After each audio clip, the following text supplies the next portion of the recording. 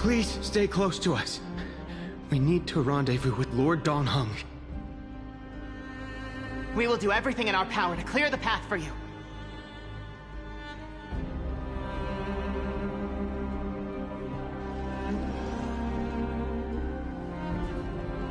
There he is!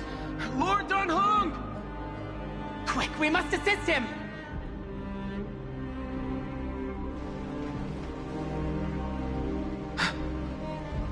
What are you doing here? Where's Feinen?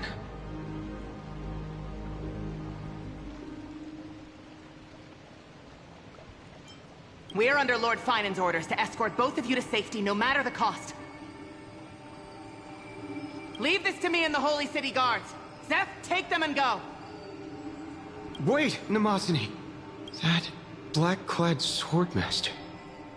Something seems off.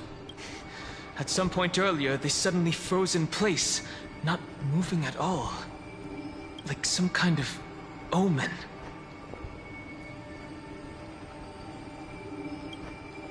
No! Don't get too close.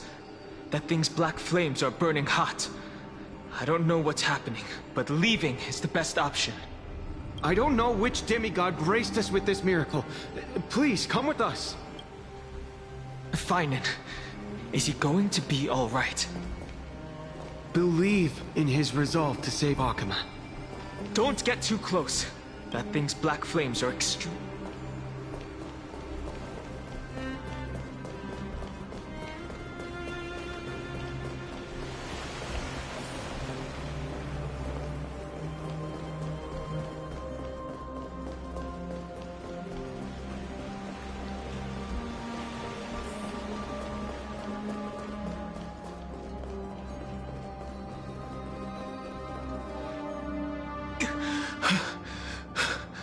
The Flame Reaver isn't pursuing us. Could this really be some kind of divine intervention?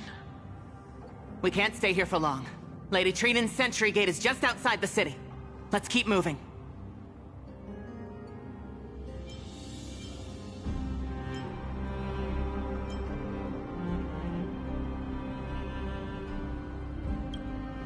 I feel the same.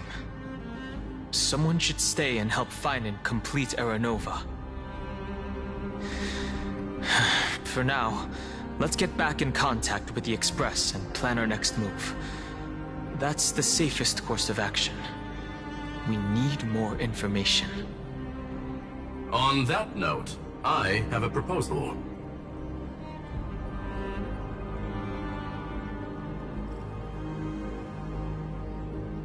Who's there?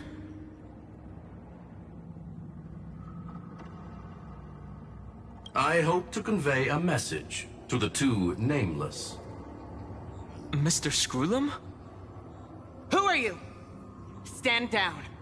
I order you to maintain a distance of 10 paces. It's okay, guard. This one is not our enemy. It has been a while, nameless of the Astral Express. I'm glad I arrived in time to stop that black-clad one from harming you further. So it was you.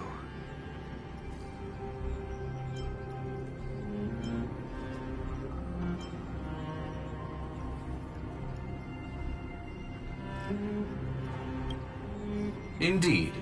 Madame Herta invited me to meet with you, Nameless. Rest assured. You two know this Anti-Cathiran? Does he come from the same people as Counselor Lygus? Don't worry, guard. This gentleman is an ally of the Trailblaze. Would you mind giving us a moment to speak in private? Of course. We'll wait nearby. I fully understand your situation. For now, the only thing I can do is temporarily freeze that black-clad one in place. Time is limited, so I'll keep this brief. The place where you stand, Amphorius, is a world constructed from data and memoria, an experimental field of a certain eon. And now, this isolated sandbox world is rapidly falling into a third path. Destruction. Destruction. conclusion, if Amphorius continues unchecked on this course, a Lord Ravager will complete its evolution and metamorphosis, and emerge from the surging tides. The cosmos as we know it will suffer irreversible consequences.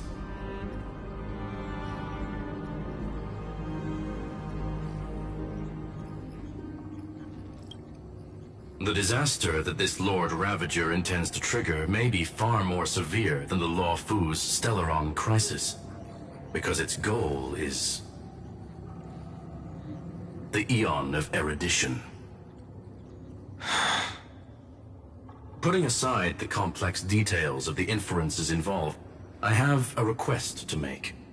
For one of you Nameless to stay behind on Amphorius, acting as an informant, in order to prevent the wrath of destruction from ravaging the cosmos. This world is enveloped in a firewall that defies explanation, and the flow of time here is also different from reality. Madame Herta and I can only tear open a gap and project images inside. However, the accidental crash landing of the express car notwithstanding, both of you were able to successfully land here. There must be some principle behind this we have yet to fully grasp. It will take time to uncover the reason. Before then, if one of the Nameless is willing to stay and witness the fate of this world, or to push it along when necessary, it would be of great assistance.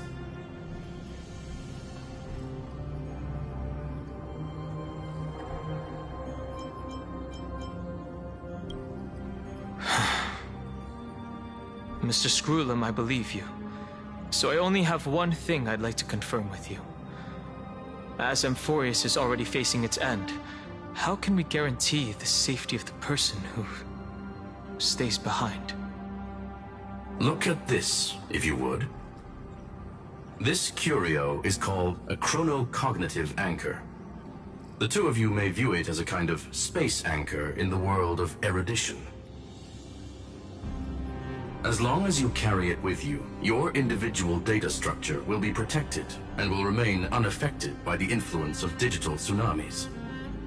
When required, it can also serve as a bridge for communications between the internal and external world. Of course, it is not curio with unlimited uses. May only be held by one person. The connection being interfered with. Decide quickly as possible. 2 final messages.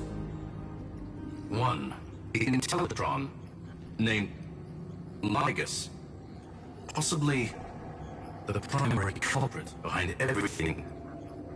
2, Herta discovered a clue. Miss March has already been drawn into Amphorius.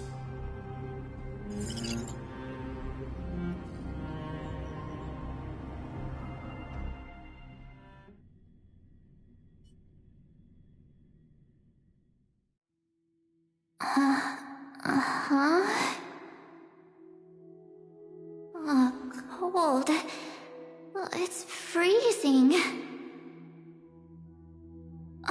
Hold on. Am I dreaming? This is way too strange. Everything's spinning, and I can see Webaboos flying around. But I was literally just talking to Himeko. How did I... When did I...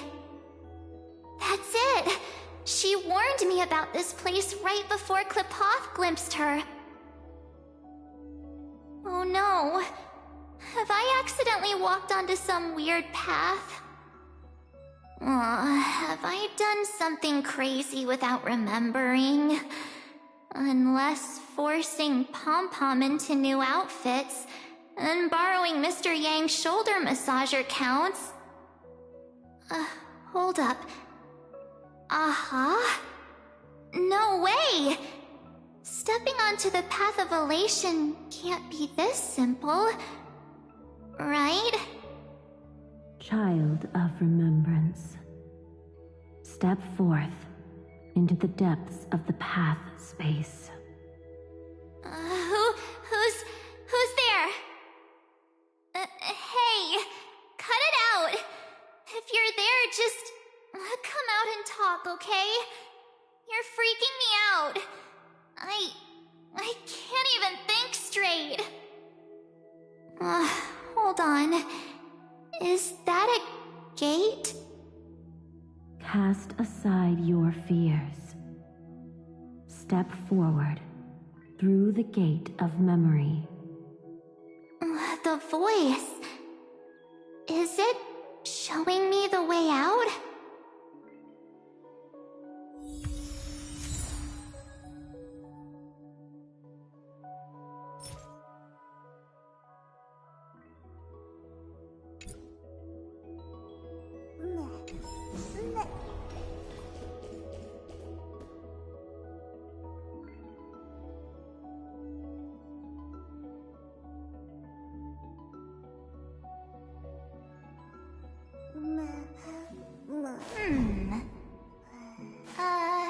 Let me see.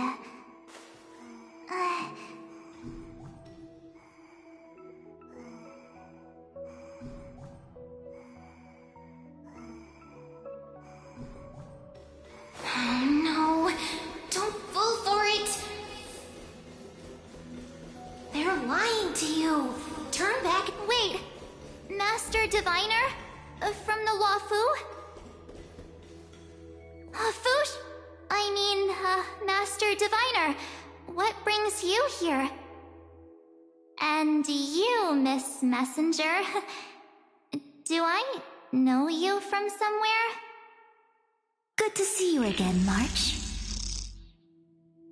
A pleasure to see you, Miss March. That's it!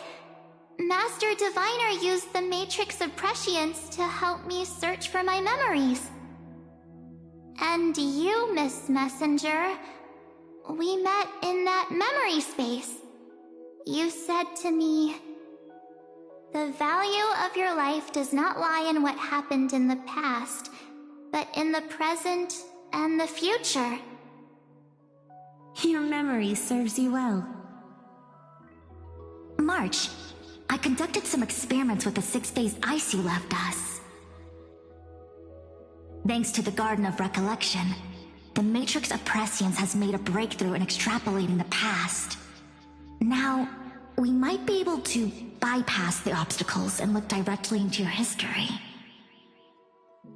The Master Diviner is right. Continue down this path, and you'll be able to find your lost memories at the end. Since we last met, you've grown much alongside the Trailblaze. You should be strong enough now to bear the weight of your past. Well, there goes my Ice Princess fairy tale. I need to know, Master Diviner, Miss Messenger, this isn't just another dream, is it? If this is real, why reach out to me at this exact moment? The situation is dire. Your lost memories, they're crucial to the Garden of Recollection. She's right. The Garden of Recollection's existence hangs on your memories. The Garden of Recollection. You may not want to sacrifice anything to preserve the garden for now, but in time, you'll understand. Your destiny and the path of remembrance are extremely, closely intertwined. Now go. So, I just walk through that gate?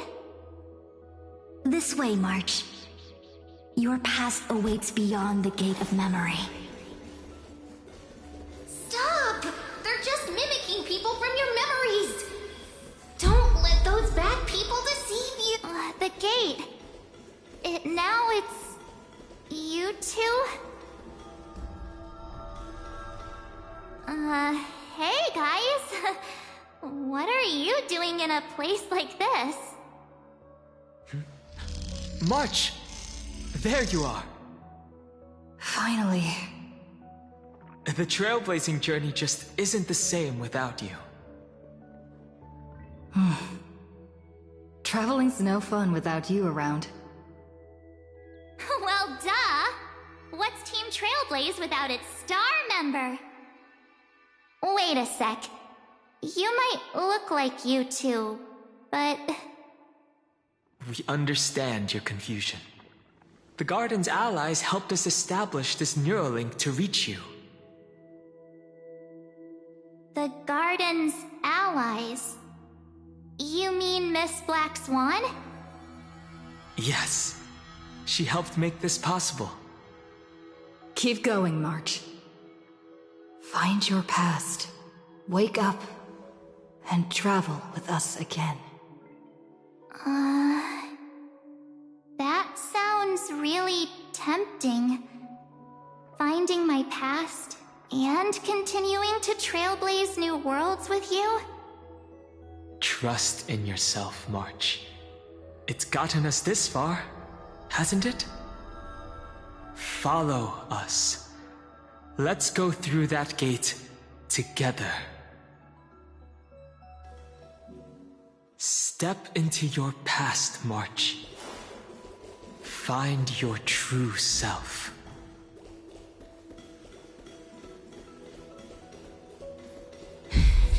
Wait up! Slow down!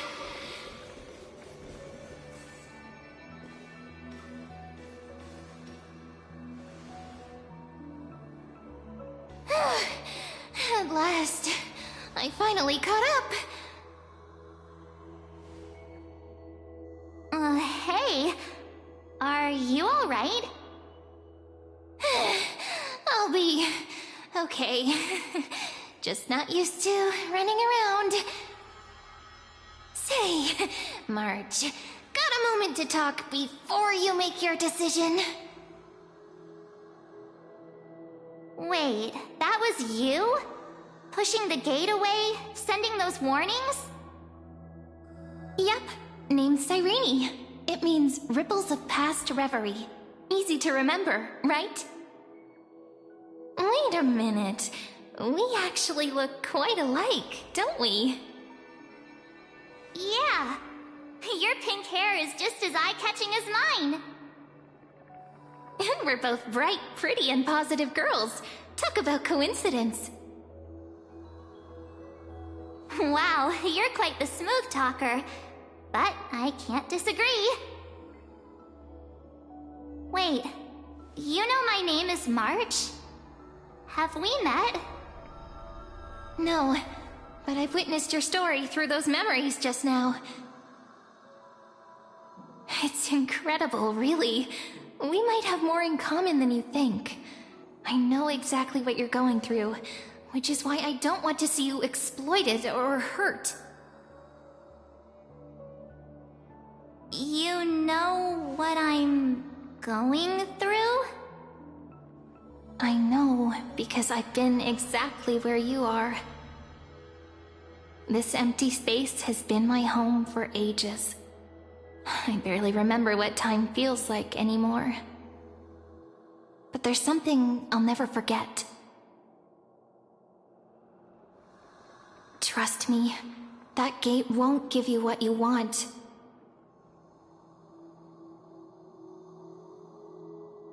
You mean those people? They're lying? Luring me into a trap? Yes, convincing, weren't they? They've studied your memories, using your deepest wishes against you. How dare they manipulate a young girl's feelings like that?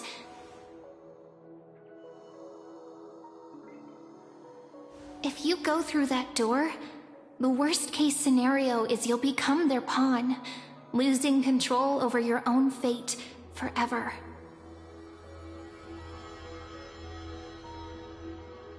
You've seen what's on the other side? I may be stuck here with missing memories like you, but I still recall fragments of my homeland where I grew up. That door leads to Amphorius. Trust me, it's anything but welcoming. For ages, I've watched people walk through that door. They couldn't see or hear my calls. The voices beyond always promised safety, but I've never seen anyone return safely. So I had to try and stop you. To be honest, I'm not sure what to believe. But the fact that you're here, putting in all this effort to warn me, that means something. Tell me, Cyrene, how can I return to my world? It's really easy, actually. Just turn around and walk away from this place. The girl cannot be trusted. Through the door, save the garden. Both of you, children of remembrance. They never give up, do they? But don't let them sway you. Stick to your path. The return journey could take ages, longer than most lives. But that path will lead you home.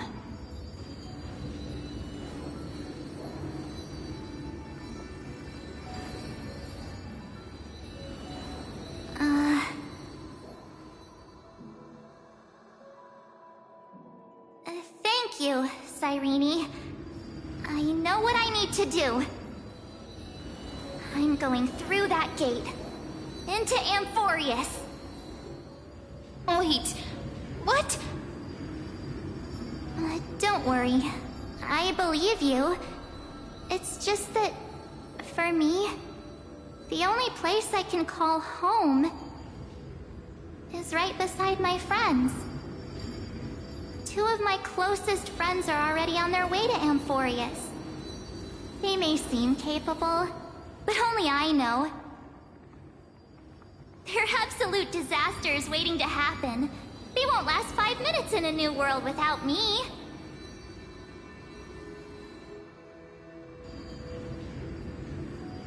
That's why I need to go through. Amphorius or not.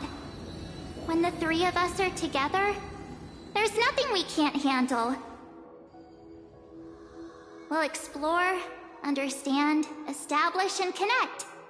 After that, we'll find our way home together.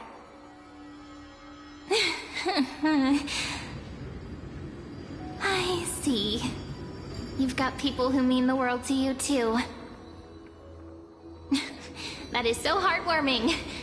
March, if that's what you've decided, you have my full support. Birds of a feather we are, looking all sweet and innocent, but with hearts of fire. Oh, stop. You're making me blush. Well then, I guess this is it.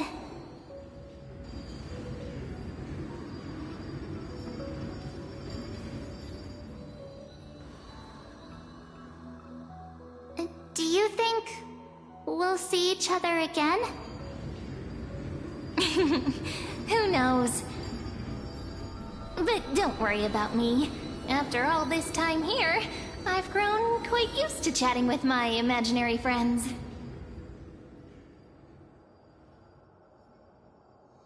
Since Amphorius is your homeland, if there's a way to help you, my companions and I will do everything we can. Then I'll look forward to that day.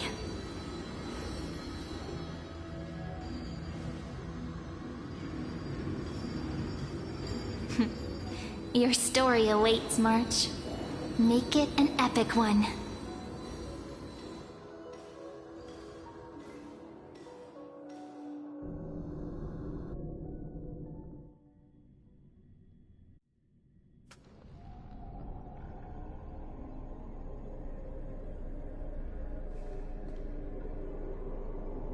You okay there, friend?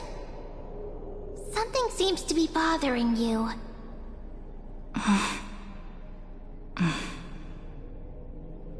The vortex of Genesis. We made it back. Even this place has changed. Finan.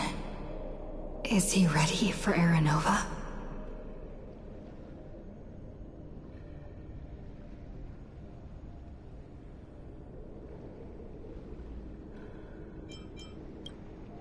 Yeah, we've come such a long way.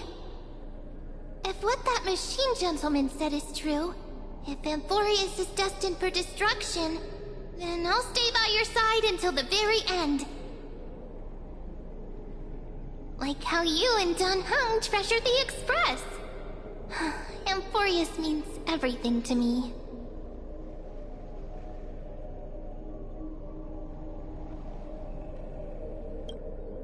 Right. Time to see the last core flame restored.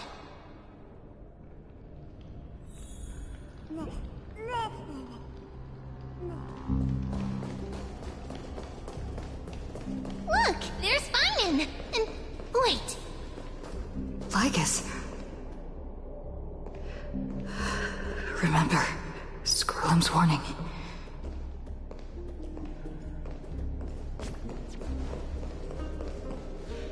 And you, Lord Finan, will wield that core flame to bury this ancient world, plunging everything into the gray unknown.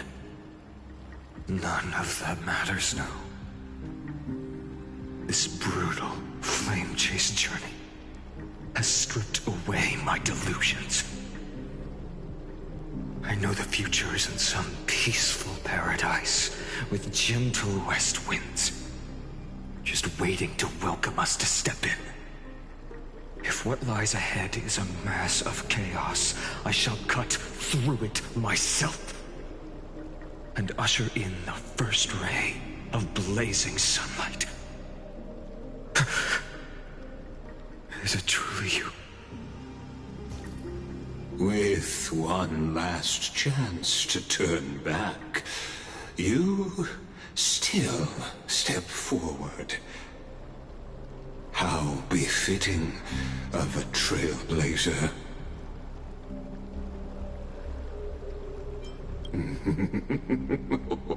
You misunderstand. As our world nears its end, the ones who walk the infinite paths have embraced their destiny.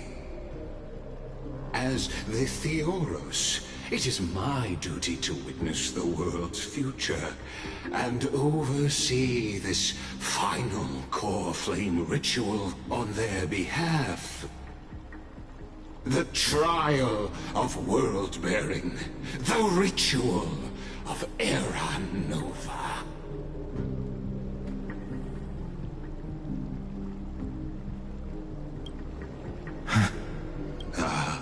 I see.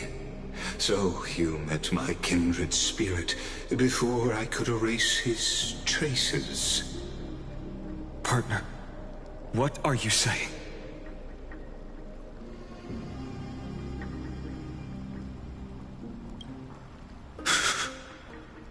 I've had my suspicions. How does a native Antikythera know so much about repairing vehicles from beyond the sky? Lord Lygus, how much do you truly know about Aranova? Tell us everything.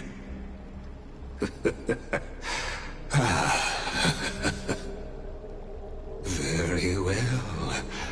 I need no longer maintain this Theoros masquerade.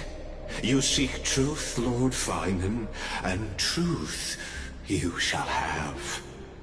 As you know, when the old gods fell, someone had to bear their broken pillars to fill the vacant seats. Those who would assume divine authority must prove themselves through trials. Yet, for Kephales's demigods, the possibility of overcoming the trials has forever been non-existent. For the world-bearing trial is the divine duty itself. Bringing forth the Era Nova and bearing its weight is an endless ordeal, ceasing only upon collapse. Precisely. The Era Nova ritual is not something that can be completed in an instant, no, but a long and arduous journey. While the sacrificial journeys of other demigods conclude in this world, carefully must shoulder the gods' core flames, bear the memories of all worlds, and stand unwavering. Until the next world, when the black tide consumes the bearer, and all that they carry, leaving nothing behind. Unless their core flame finds a new bearer. The holy flame that illuminates all worlds rests in your hands. All that remains is one choice. Nurture it, pass it on to future generations, or extinguish it here and now. Deliverer, the fate of all worlds rests in your hands.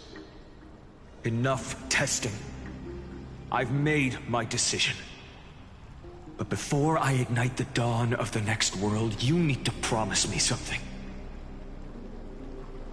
2 things, actually. Speak your terms. Promise me this. Professor Anax's vision of the new world is absolute. The world will be reborn from my memories. All souls, living and dead, will return as the first humans, unchanged from their past lives. And my friends, the fallen demigods, they shall transcend the cycle to become new titans. Our heroes shall not have died in vain. Of course. This I can guarantee. Good. The second one. Promise me the Trailblazer can return safely to her homeland, unbound by Amphorius' loss. My apologies, but I cannot promise this. As you mentioned,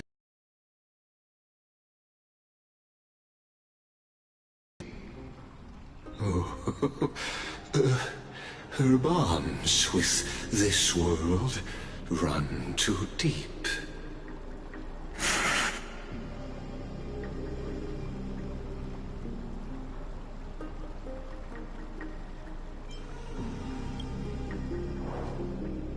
Well, I stand corrected. An outsider like her does have ways to defy destiny. Thank you, my friend, for everything you've done for this world. Though the next world may not remember, I shall never forget. As the Theoros, I declare, Amphorius has determined her path. Step forward, heroes. Follow her path and see it through.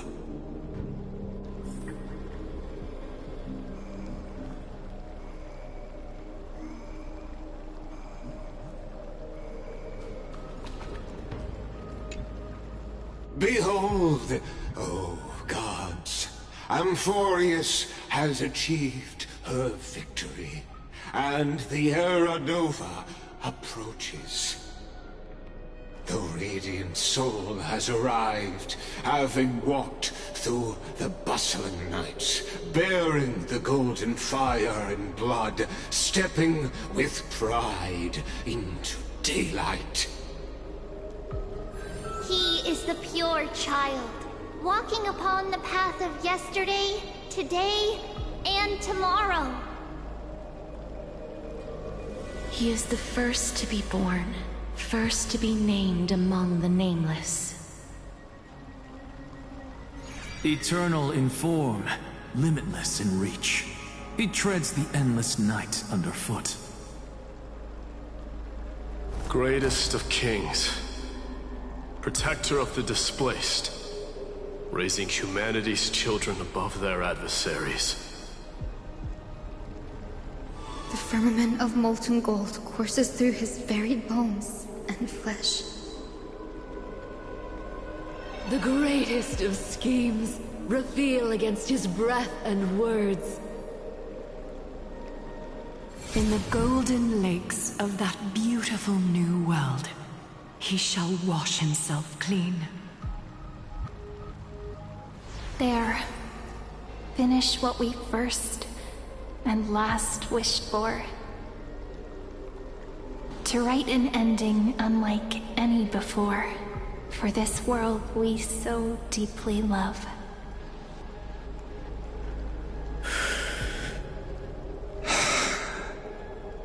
Come, partner.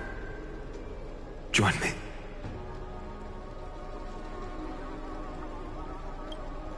The time has come for us all to face oblivion, or embark on one final grand journey.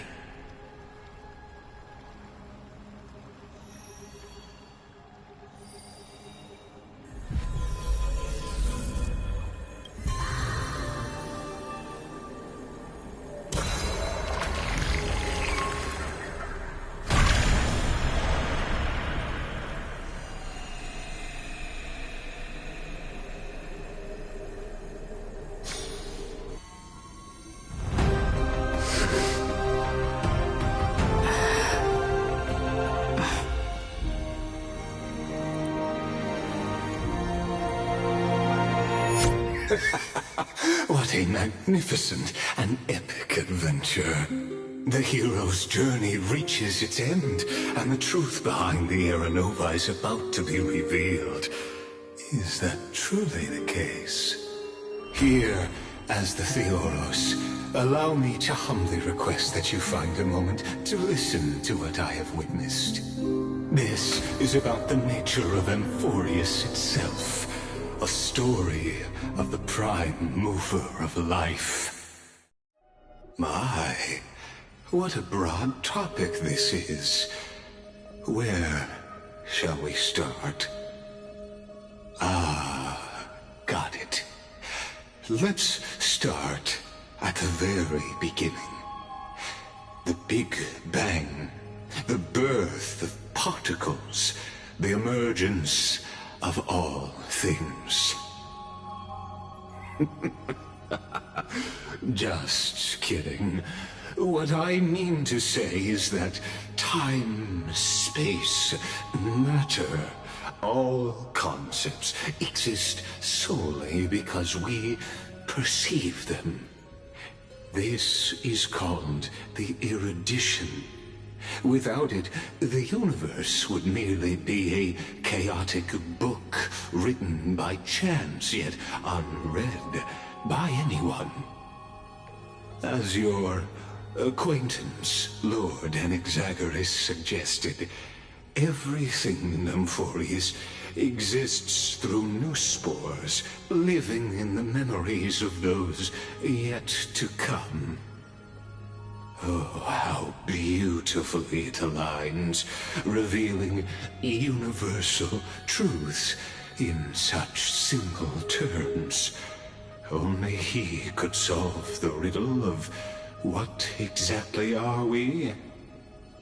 Oh, but you'll remember, even as the embodiment of reason, one mystery remained beyond his grasp.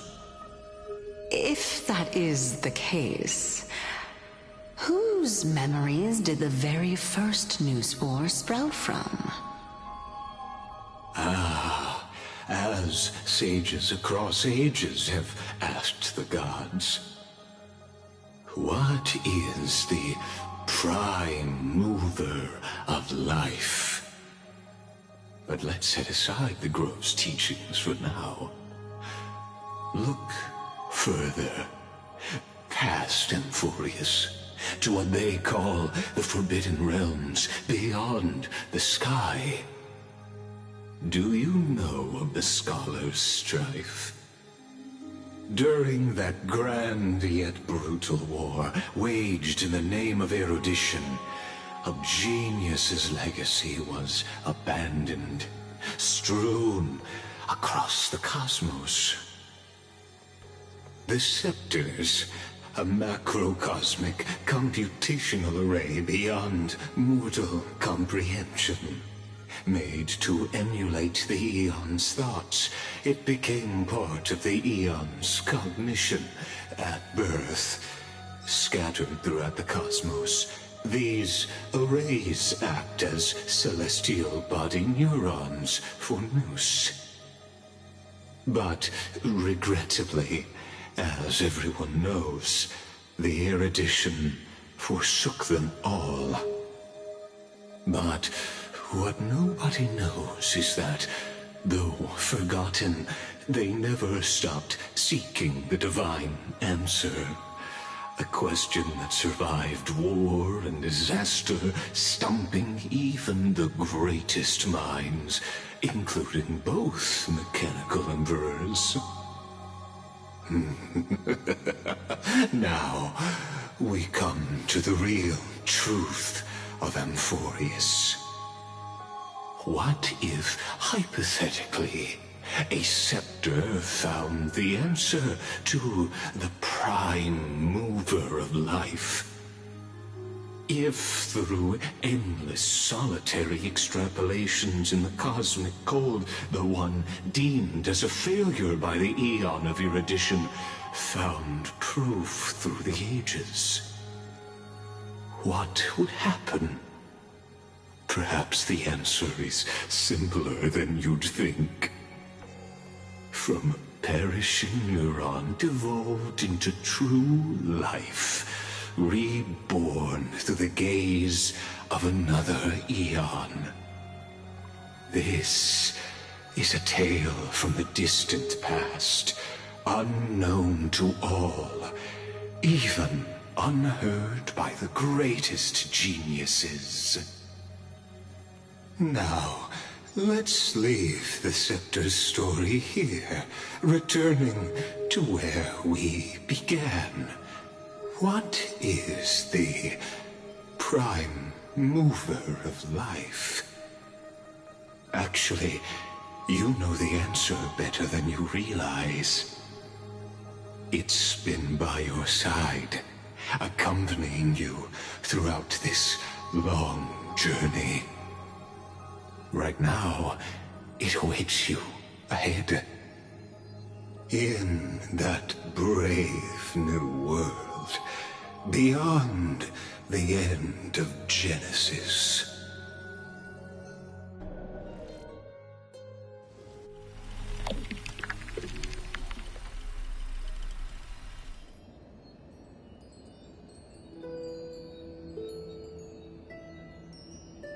Take this wish with you. Be the one who begins it all. As the prophecy foretold, you will bear the blazing sun until the pale dawn breaks. Continue onward, bearing this world upon your shoulders, until the Ashen Hero, the nameless deliverer, ushers in the dawn.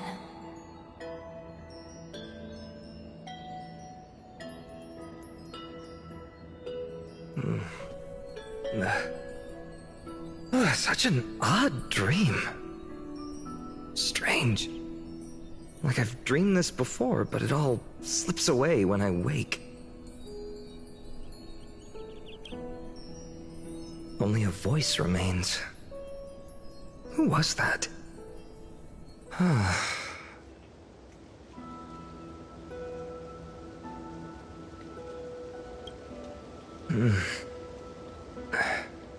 What?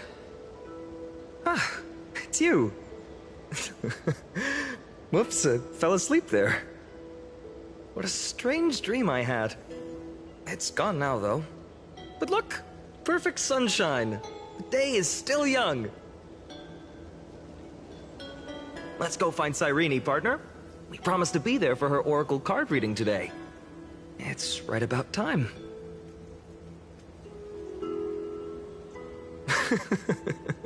Looking at you, someone's still half asleep. Tell you what, catch some fresh air first.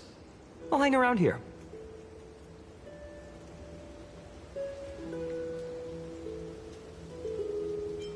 Oh, beautiful, isn't it? This is Ide Celestii, home of the nameless hero who carried Kefali's core flame. When he was young and innocent, he had heroic dreams, imagining his wooden sword was forged of iron. Pretending the straw dummy propped up by a wooden pole was a giant with a single blood vessel running from spine to heel. Dreaming of slaying the giant and becoming a hero to save the world, though to his young mind, the world was just this small village.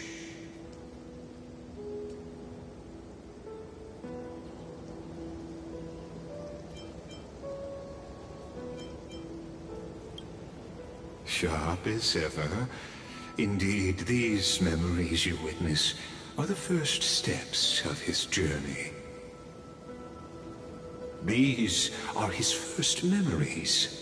Rather than watching, why not join in? Think of it as immersive theater.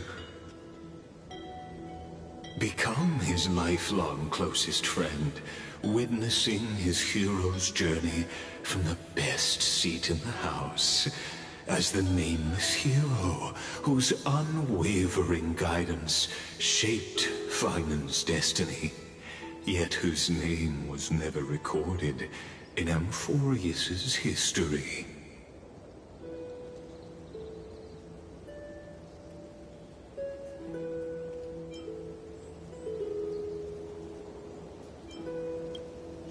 Questions, questions. Let's follow along and find out, shall we? Many mysteries lurk in this village beneath the veil of Evernight.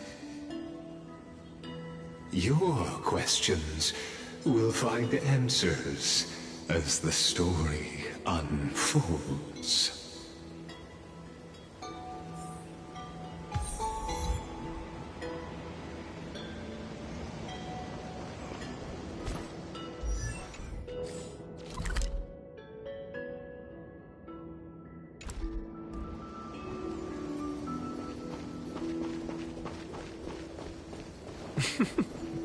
All awake now? Great. Finan! Show me how to use a sword like you— Hey, Finan! Where are you headed? No Cyrene today? That's exactly...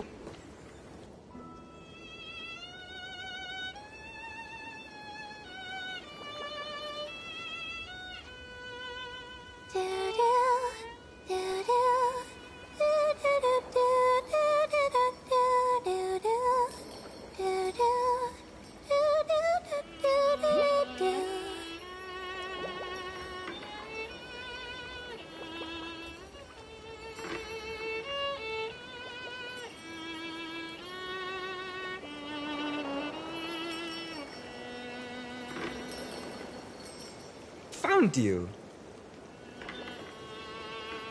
That...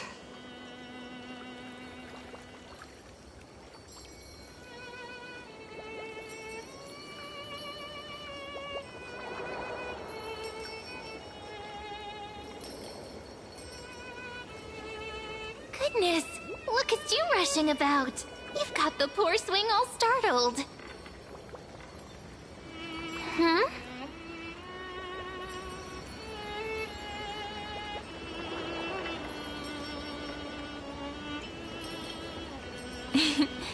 It's that deja vu. Something wrong? What do you see? Oh, nothing much. Just suddenly felt a strange connection. Look at you, leaves in your hair. Were you sleeping in a tree again? Or was it the wheat fields this time? At least brush yourself off before wandering around. Come on, I'm not a kid anymore. You're the only one who still treats me like one. Sure. You may have the height advantage, but when it comes to maturity, I'm leagues ahead of you. Still fantasizing about being in heroic adventures and imagining yourself as one of the characters? That's the kind of thing kids do, not grown-ups. Don't you agree? And since you're playing along with his antics, who are you pretending to be today?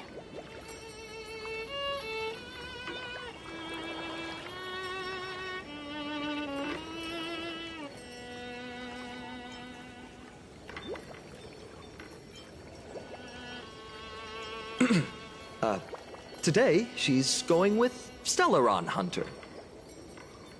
Steal a heart hunter? Planning to steal someone's heart, are we? Switching roles again? What happened to being the valiant hero from a distant shore who made that solemn pact to learn the sword? Spare me. Can we not bring this up? Speaking of which, what about those oracle cards? We haven't done divination in forever. Why the sudden interest? I was just about to tell you. Earlier, while napping on the swing, I had the strangest dream. There was this mysterious voice in my dream, calling out for something. Wait, you had that dream too? Yes, you too? That would explain this lingering sense of unease. Which made me think of those old oracle cards I used to play with as a kid. Though the Ornyx prophecies were always hit or miss. Yeah, all the kids would get so excited drawing cards like ruler or warrior, but throw fits over devil or drunkard and demand a redo. If you just redo it when you don't like the result, what's the point of divination?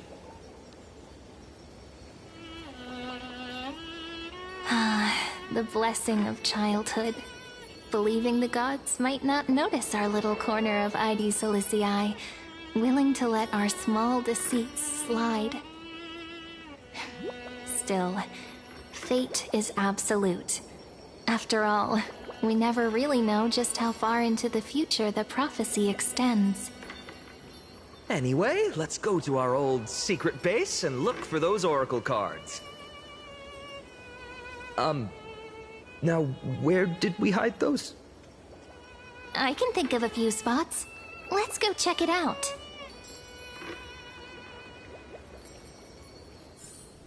In a village this size, I bet all our childhood treasures are exactly where we hid them. Mm-hmm. Time must be keeping them safe for us.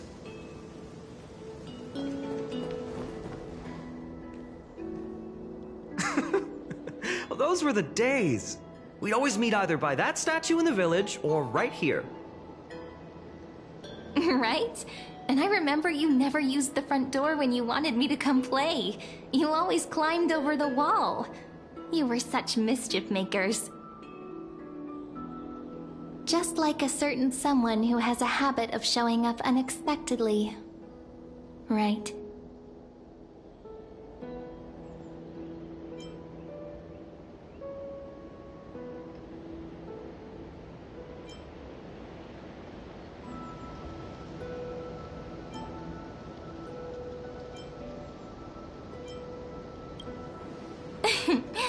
I bet she said something clever just now. Hey, I was just copying those storybook heroes.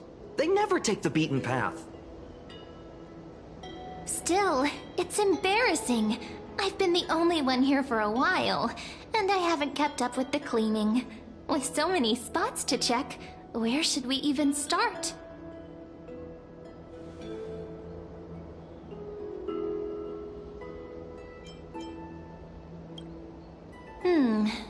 cellar.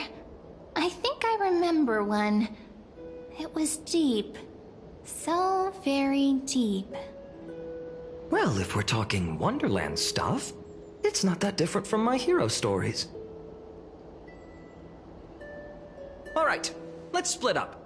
I'll handle the yard, you check the upper floor. I wonder what the view's like from up there. Worth checking out? Juice with milk would taste.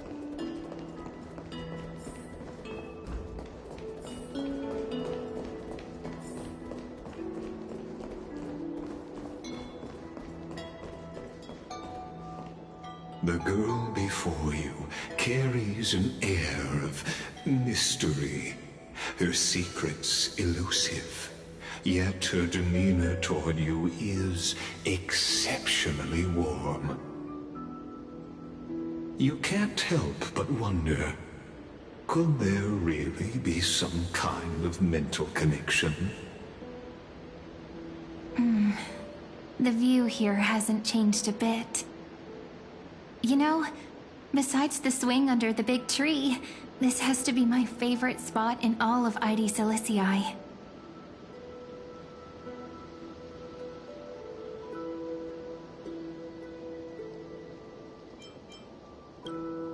Hey, what are you doing? Please be careful. I'm just a small-time diviner. I can't turn back time if something happens. They always said I'd become the next priest of time, just because I heard prophecies as a child. But here's the thing.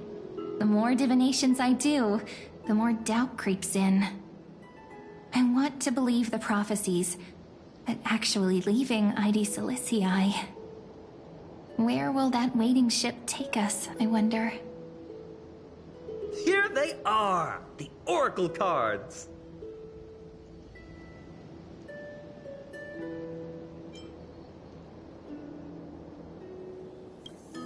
I've captured it all in my heart.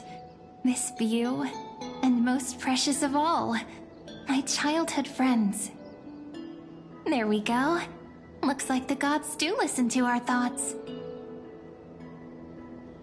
Here it is! This is the box where we kept the cards. But the cards are gone. Who could have taken them? Huh? What's this underneath?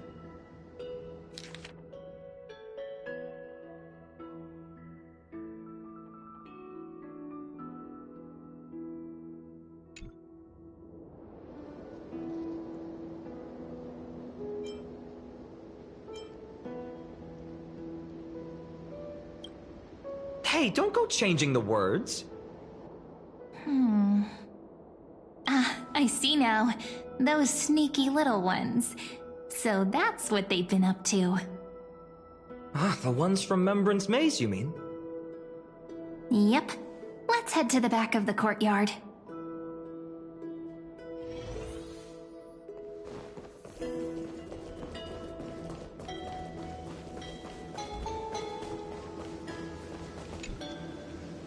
The entrance should be around here somewhere. Right here. The path to the maze is hidden under all these weeds. It's been too long since we visited the fairies. Did you forget? We used to visit them all the time when we were little. All right, let's do this. These weeds need to go.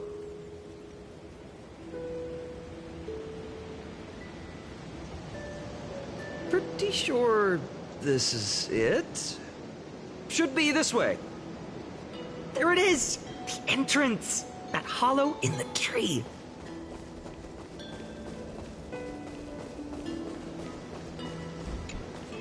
Once you get through the tight squeeze in the hollow, you'll reach their dwelling, the Remembrance Maze. I wonder if I can still squeeze through there. Maybe worry more about whether the fairies will let you in. After all, the Remembrance Maze has an invitation-only rule. Only children with pure hearts are welcomed.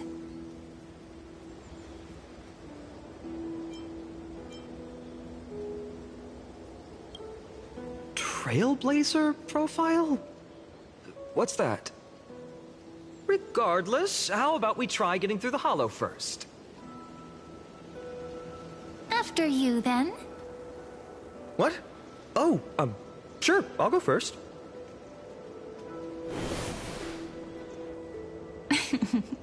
So hasty, as always. Looks like it's just us now. Care to finish that chat? To be honest, from the moment I saw the cute note left by the fairies, my intuition became even more certain. Perhaps when we step into the maze again after all these years, the wheels of fate will finally start turning.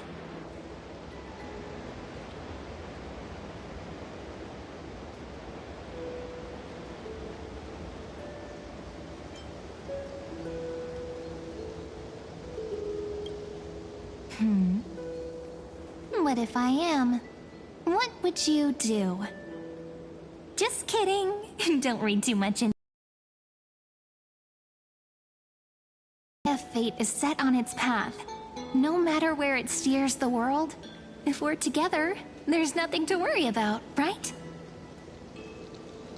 So, if you're willing... forget it. If the wheels do begin to turn, that's when I'll make my request.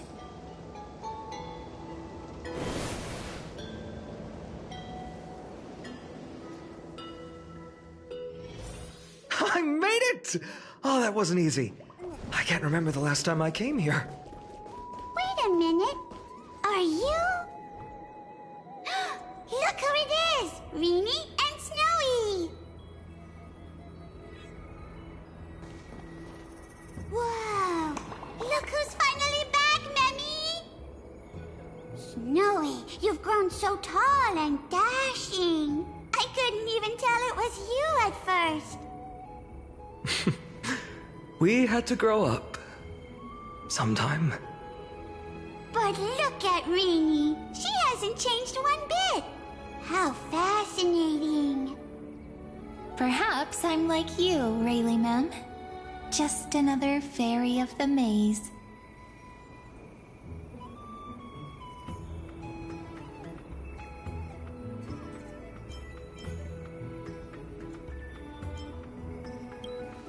An organization? Hardly. They're not that organized. They didn't even have proper names before we came along. Dolimem, Rayleigh-mem, Mealy-mem, Folly-mem. I've missed these cute little troublemakers.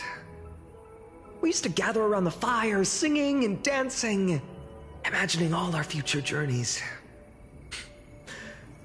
Without coming back here, those memories might have faded away entirely. Oh, how could you, Snowy? You swore you wouldn't forget about us. But you were gone so long, you almost did! Oh, he's just copying those bards from his stories, being all melodramatic.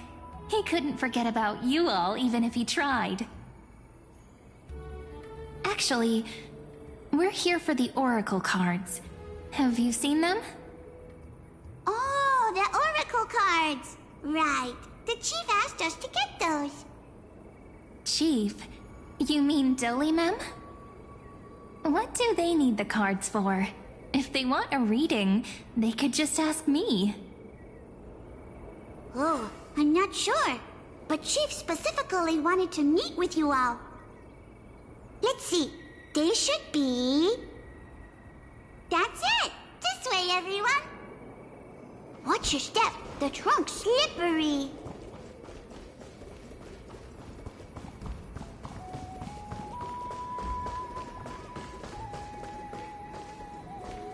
Chief! Rini and... Why do leaves and branches grow? Which way does the wind blow? In Membrance Maze depths we seek to find the answers future left behind. Welcome back, my dear children.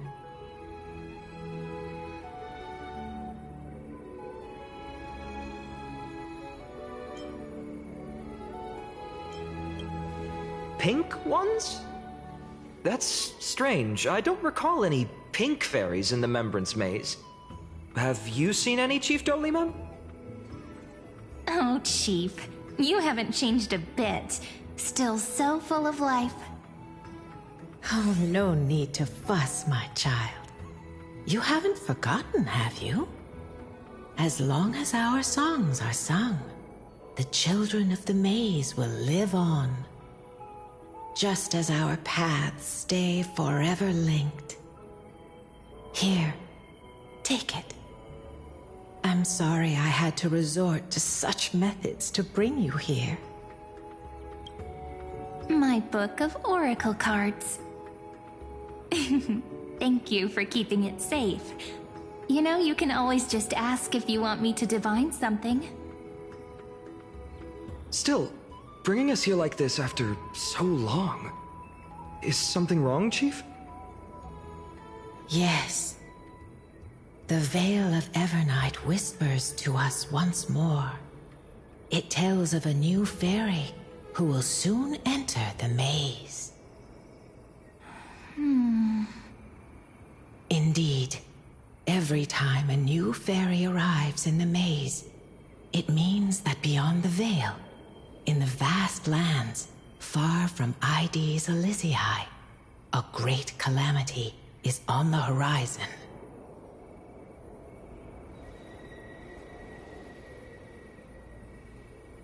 But if that's the case, our journey...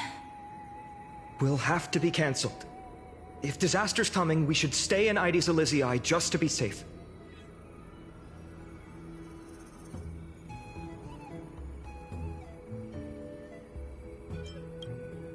That's a good point. But what difference could Cyrene and I make? We weren't planning to be gone for long. Just enough time to hone our abilities. Finan would train in Castrum Kremnos, while I would seek the Fate Titan's blessing in Yanisopolis.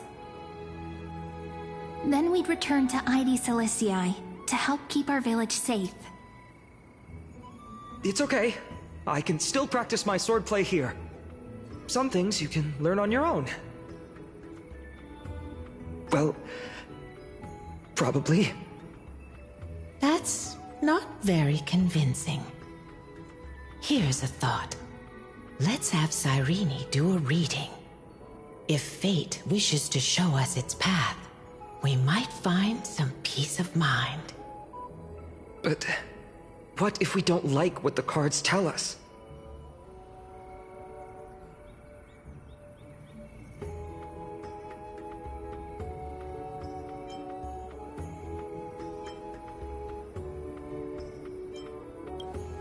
Not the most optimistic take, but I see your point. Thanks, partner. We'll do it your way. Whatever the cards show, we'll face it together. Ask with a true heart, and truth shall answer in kind. Close your eyes, and let's open the Oracle card book together. Let your thoughts flow like stars drifting on the river, carried by fireflies and gentle winds. Your destinies flowing towards the same future. Now, shall we begin? Oh my! The cards are quite responsive today. Very well. Let's see what future the Oracle cards wish to show us.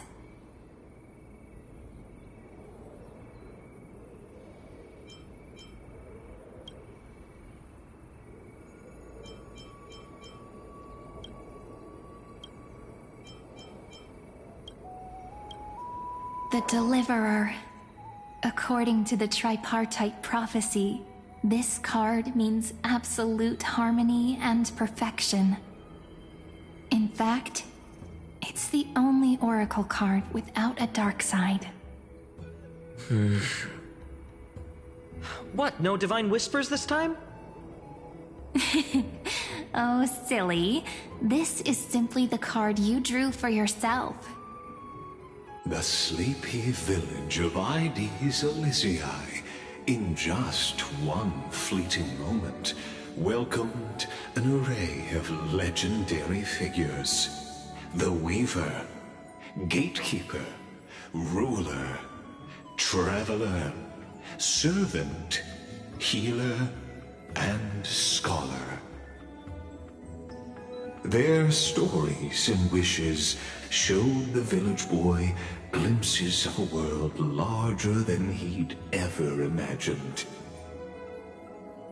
They brought tales of raging battles, of cities crowned in holy light, and of wonders beyond his understanding. Each story so far removed from his simple village life. Once, these were just images on his friend's oracle cards, and yet destiny now stirs in resonance with the maze. And now, they are right in front of one's eyes. The Deliverer? This card again. Ah, my child. It seems you're destined to bear the wishes of many, to answer the world's call. Bear their wishes? Yes, just like Kefali, standing eternal atop the mountain.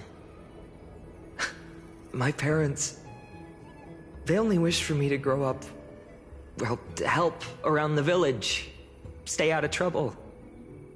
Mrs. Pythias wished for more books in her little schoolhouse, wanted us to all learn and grow. And little Piso, he wants to grow up strong like its father, to become a hunter. Is that my purpose? To fulfill their wishes? Perhaps. For a true deliverer, such wishes are but droplets in an ocean. After all, Kefali bears the weight of the entire world. Right. How could any human possibly measure up to a Titan? I wonder too. Perhaps... What's this? What you see are futures written in the cards. Or rather, the people you'll meet on your journey. Sometimes, fate can guide us when we're lost. Let's consult fate itself.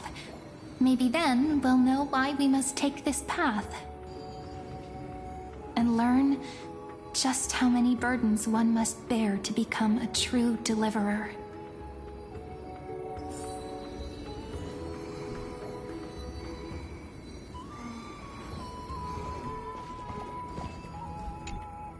Personal wishes? I have none. Only the Era Nova matters. The world's rebirth. Yet, if I am to weave a new era, then it may be one where kindness and her cleaners shall never tread. These crawling parasites have no place in Akama, especially not under the deceitful claim of human rule. That noble lady? The way she speaks, it's like ice in my veins.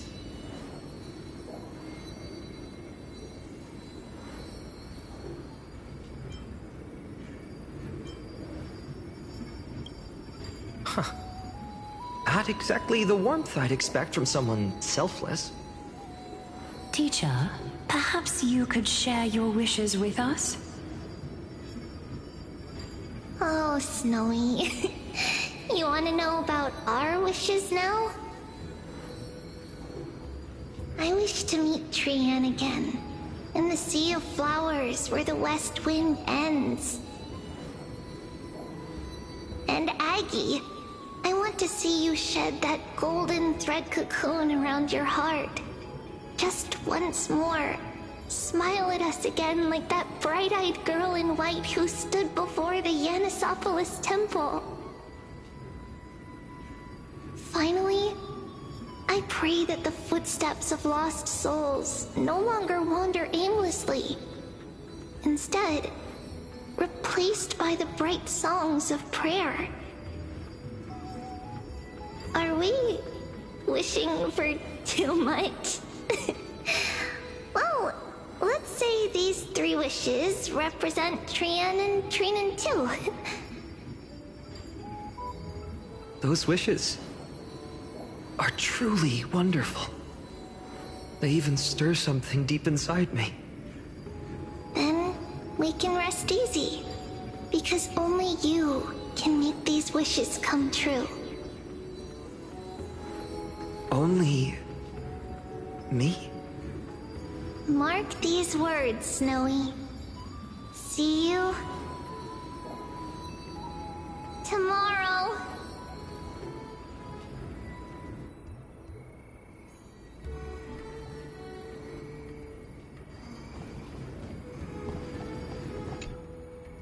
Well, if it isn't our little deliverer. My wish. Huh. Just let me, wine and dine, and soak up the sun. For another millennium or 2. I mean, what's the point of dying rich if you never lived rich? Right, Princess Homebuddy? Cypher, that's not how I see it.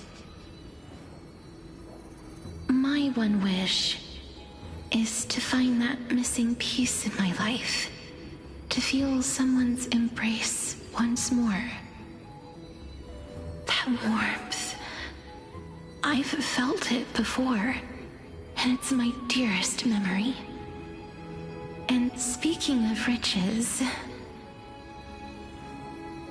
for someone with all those treasures behind your divine power, you've led a pretty cheap life. Ouch! Where did that come from? Right for the jugular, huh? What about our friend from the Grove? My wish came true before I touched the sky.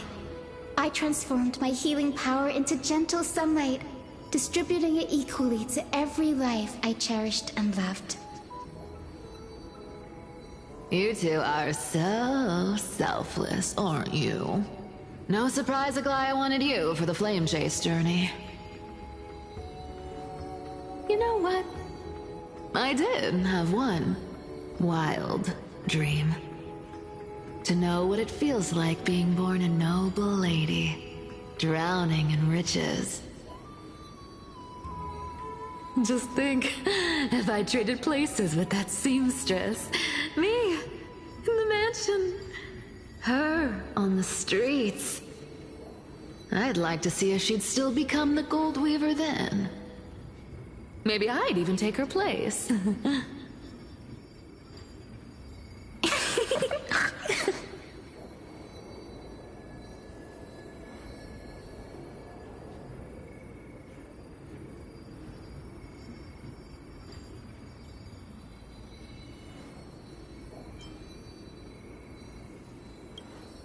I can't disagree with you. These wishes aren't weights to bear. They're like those candy wrappers the Ides Elysiae children love, shining even brighter when bathed in sunlight. Warm embrace, equal healing, and perhaps living free. They're all wishing for a kinder world in their own way.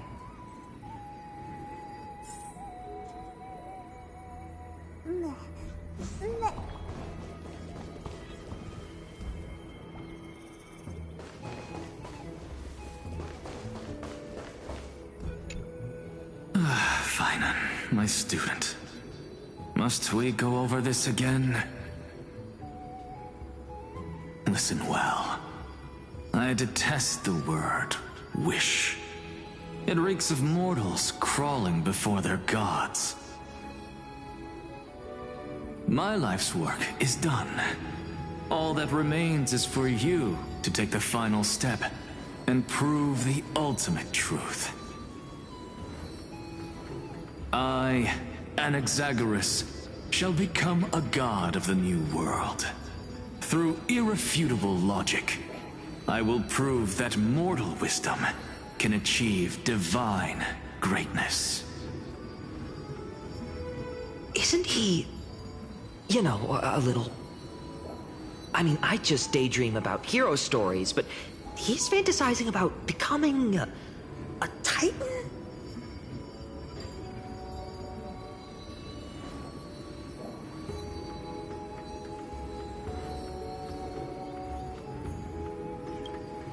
Well, that's something. Could I ever be that sure of myself?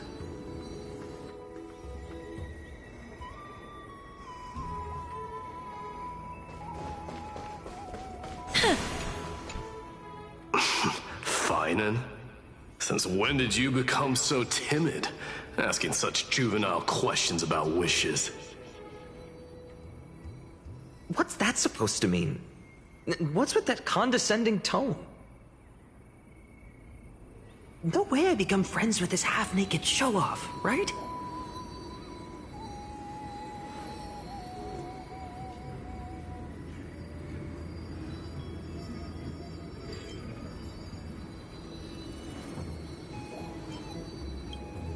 Just what kind of life am I going to lead? What are you mumbling to yourself now? Whatever.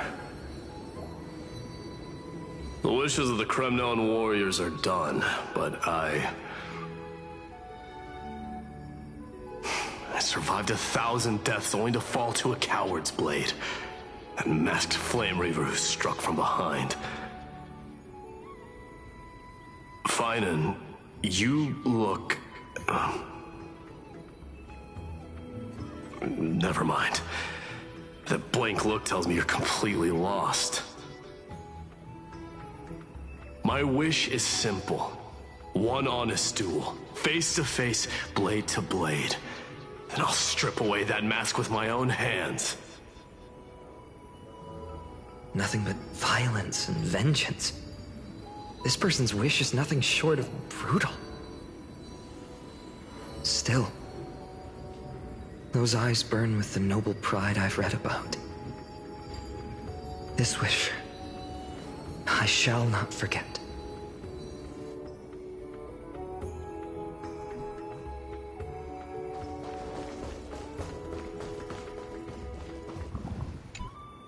So tell me, has the uncertainty in your heart begun to fade? So many faces in my future. So many wishes. Still, why would fate choose to show us this path? What's weighing on your mind? Didn't you say disaster would strike Amphorius? If so, shouldn't Cyrene and I stay in Aides Elysiae? How could we possibly meet all these people?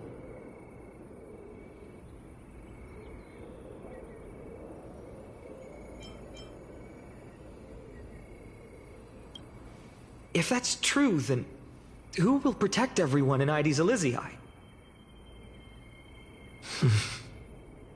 Cyrene, may I have that deliverer card? Of course. But why? Although those voices, visages, and wishes may seem far away now, I can't ignore the sense that something is calling me, bidding me to take a hold of it. Maybe its true weight can only be known once it's in my grasp. In that case, accept this gift. Oracle cards carrying time's wisdom, blessed by Orynyx.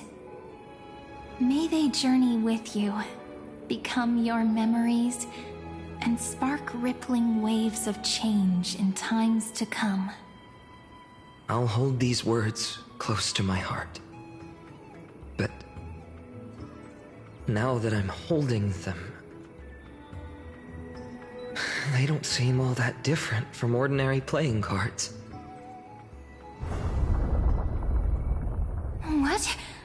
What's happening? Everyone, we've got big trouble, Mimi!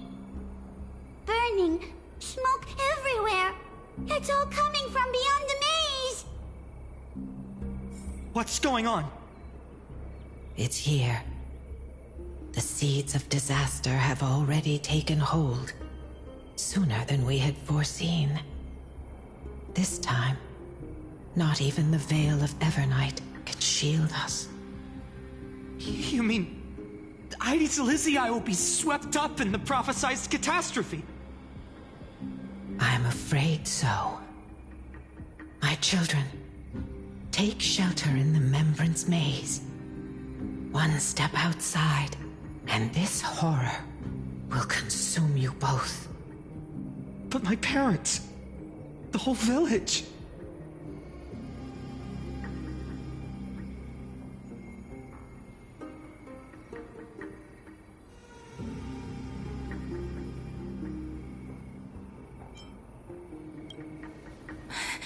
Are we facing the three Titans of Calamity? This is beyond any Titan.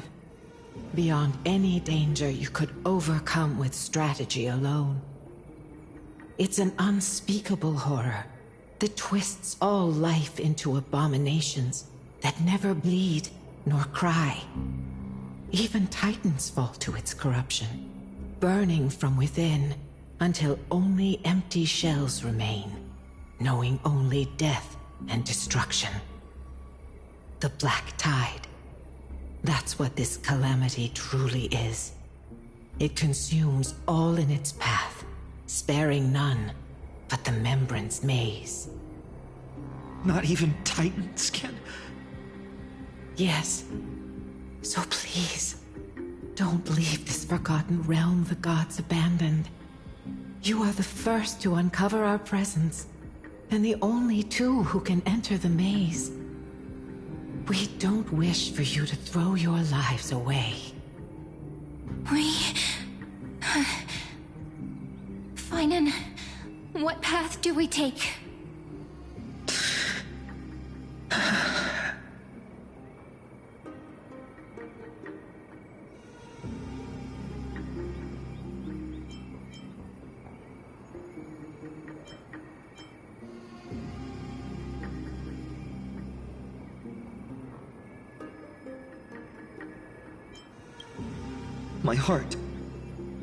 My heart knows but one path.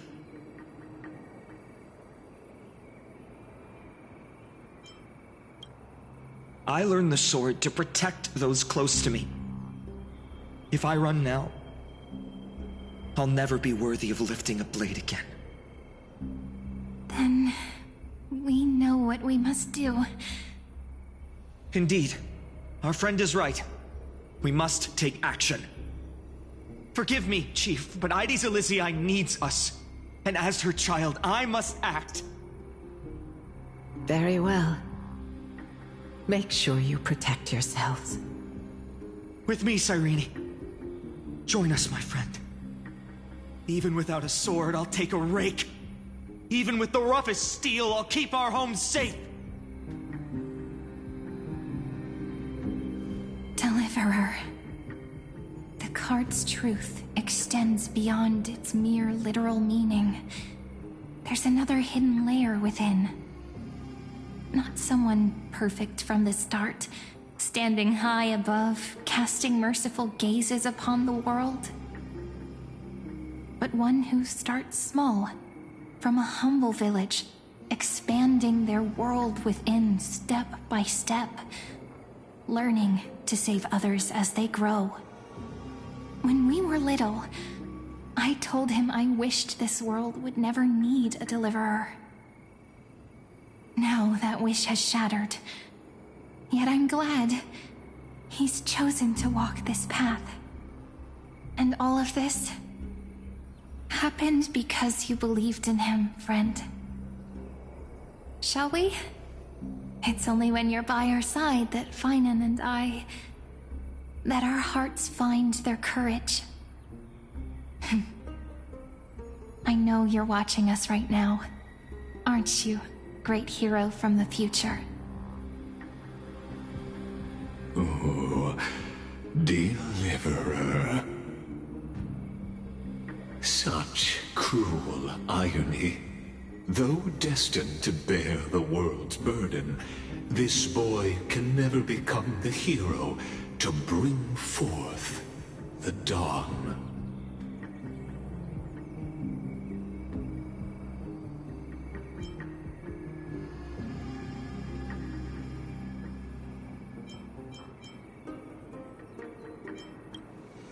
Follow their path. Bear witness as this man, forever denied the mantle of hero, takes his first step on the path to deliverance. Watch this memory play out its final act. See with your own eyes how everything began. Then you'll see why his dream of deliverance was always destined to become this world's requiem.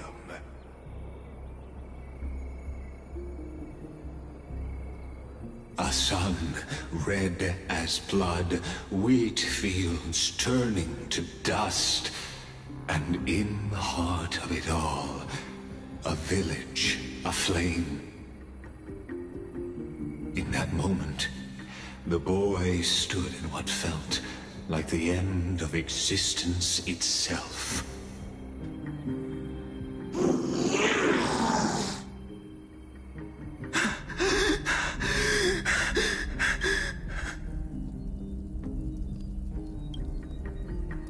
These creatures, they're everywhere.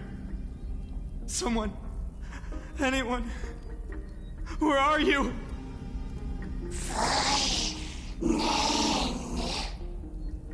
No, it can't be. Why did you?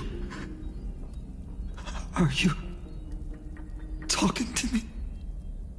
I don't want to die.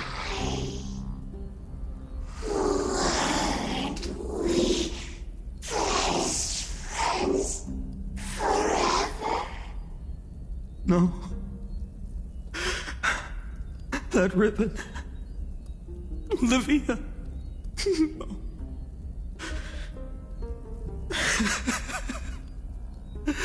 I should have known.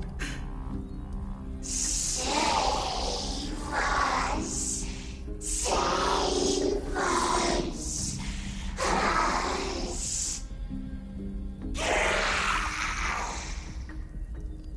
Please. No. Stop. Please stop.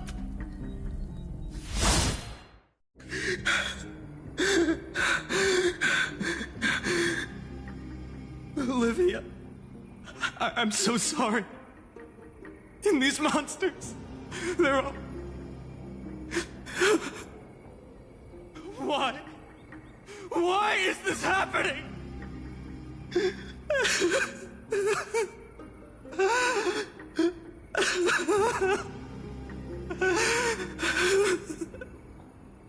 When the black tide arrived, the wavering boy found resolve in his companions, and together they ran toward their first battlefield. In the far-off future, the land of Anforius would bear the marks of the hero's footsteps. With sword in hand, he would inscribe an eternal mark in the golden epic. And when dawn broke over scorched earth, a boy, covered in wounds, buried the dead one by one. His silence heavier than the earth he moved. His home, his past, his name, all buried beneath the soil.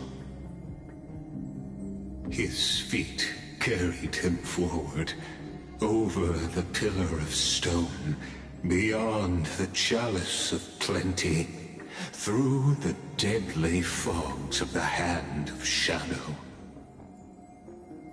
He wandered without direction, like a withered leaf drifting in the wind. Through countless city-states, the smiling visage of the white-haired swordsman was etched into memories. Yet he did not walk without purpose. Deep in his heart, a voice always guided him forward to fulfill the wishes he had inherited, to brave peril, and to do all that was within his power to save those who needed saving. Those words his friend spoke long ago, when his journey began, lingered. Protect those who must be protected. The words were few, but they gave him all the certainty he needed. That's what it means to be ordinary and choose to be more. Onward he walked, until the call of the Flame Chase journey thundered across the land.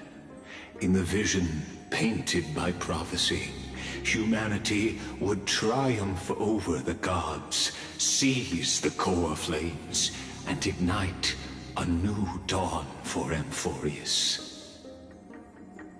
Yet losses are a constant on the Flame Chase journey, where life too seems as small as a speck of dust. Only one who treats the world as their... The voice within spoke, and he answered softly. No matter. My existence is of no consequence. When the Gold Weaver called, he answered, traveling to the holy city. There the elders met his warrior's spirit, with nothing but scorn, condemning him to the barracks in derision. No one saw it coming. Not the world, not even him. Yet, this nameless recruit stood at the gates of legend. And there, at last, he found the ones who would walk his path right beside him.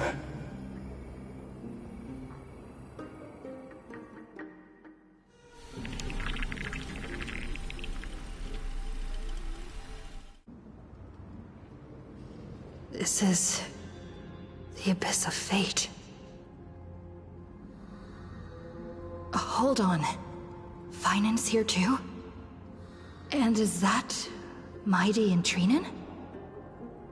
And now, Act 2 of our immersive drama unfolds. They're evacuating the temple. Why now?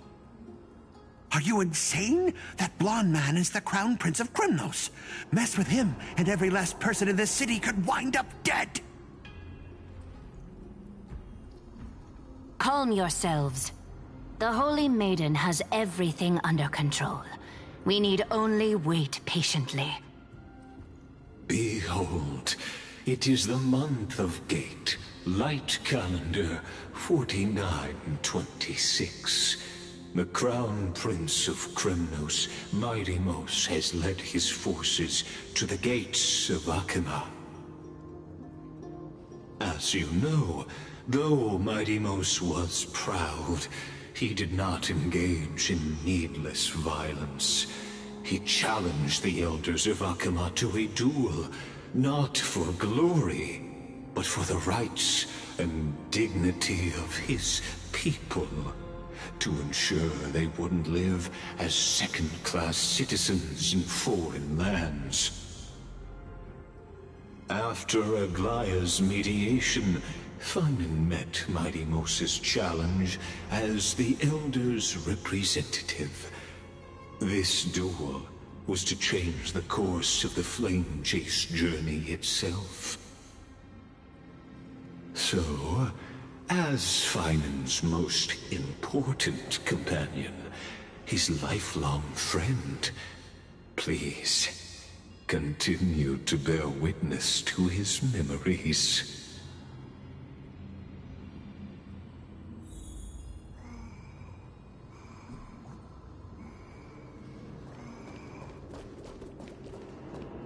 Is this your idea of an honorable duel? Bloodshed isn't the way. We and Aggie don't want to see Chrysoceres turn on each other. True warriors know when to sheathe their blades. The impartial Talantan shall oversee this duel. You need only place your offerings upon their scales. Something that has more weight than the fate of the world. Which means only those who understand the world's weight are worthy to carry it. Is this how you plan to test our convictions? Well, Crumnoan, looks like you won't be able to punch your way through this one. It makes no difference. One last chance, new recruit. Walk away, and I'll spare your life. Otherwise, come and face me. I'll give you a warrior's death. Hard to imagine they once clashed like this.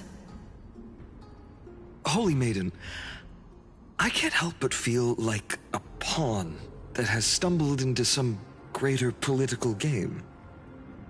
Every hero was once a child, and every child must grow. That's so. I don't even know why I'm standing here right now. Look at me. Just a common soldier. Since swordsmanship won't decide the winner, Lady Goldweaver should be here instead. My devotion to the Holy City could never compare to hers. What if we told you this duel isn't about winning or losing, but rather in the choice you make? Are you saying that Lady Goldweaver is testing me? Every Chrysocer is indispensable to the Flame Chase journey. And you and the Crown Prince of Kremnos are both a part of the prophecy.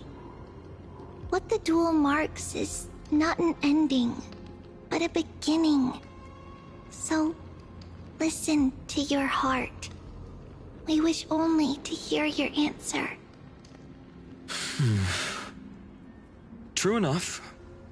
The voice within has never failed me. It doesn't matter what the result is. I'll give it everything I have. Spoken like a Chrysocer. Now go, Finan. Your journey has only just begun.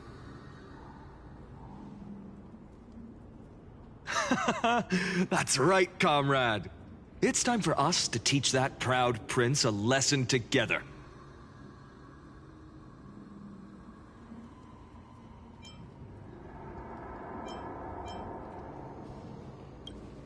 Me?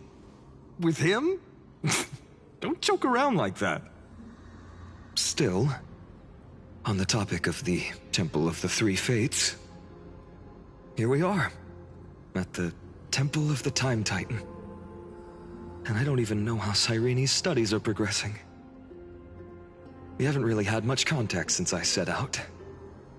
Still, I hope she's doing well. Anyway, let's go, comrade. It's not every day you get a chance to see Talantan's scales of justice. What's going on? Did he just say Cyrene's studying here? But how is that possible? Wasn't she? Of course, Lygus disappears right when I need answers. Forget it. I need to catch up with Finan first.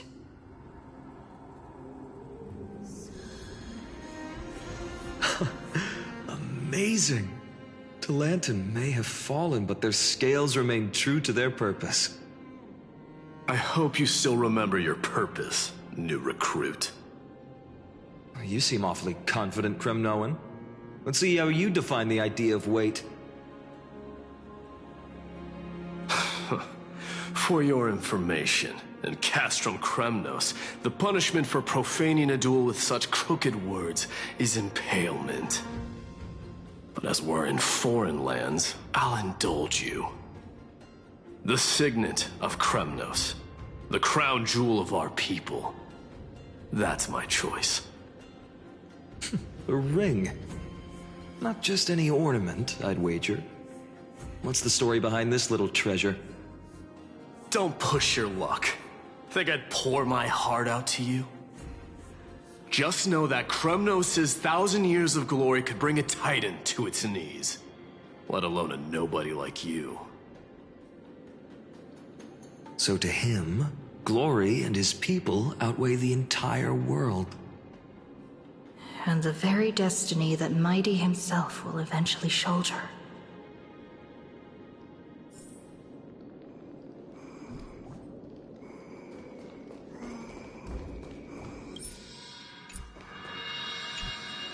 Now this is a tough one. What can I possibly offer against a ring that signifies so much? Well, comrade, what does your gut tell you?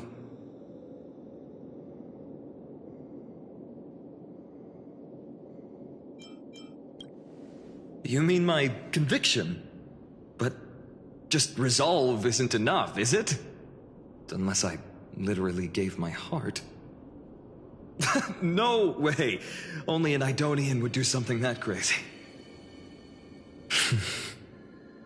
In the end, there's only one thing I can trust. The Deliverer that appeared in my life on that day. How ironic. I can't even look at this card properly, much less follow where it leads. Just thinking about how my village was swallowed by the black tide makes my hands shake. The flames, the screams, my utter failure to protect anyone. Speaking rationally, I know it's not nearly enough. Addis Elysiae was just a small village. Its loss barely a scar on Amphorius' face. But here and now, my heart says something else. This card. It's everything I have left. Nothing weighs heavier. Perhaps that itself is the answer. Look, Finan. It's so nice to see you all again. Lady Trinen, Finan, and... hello. Seeing you here sure is a sweet surprise.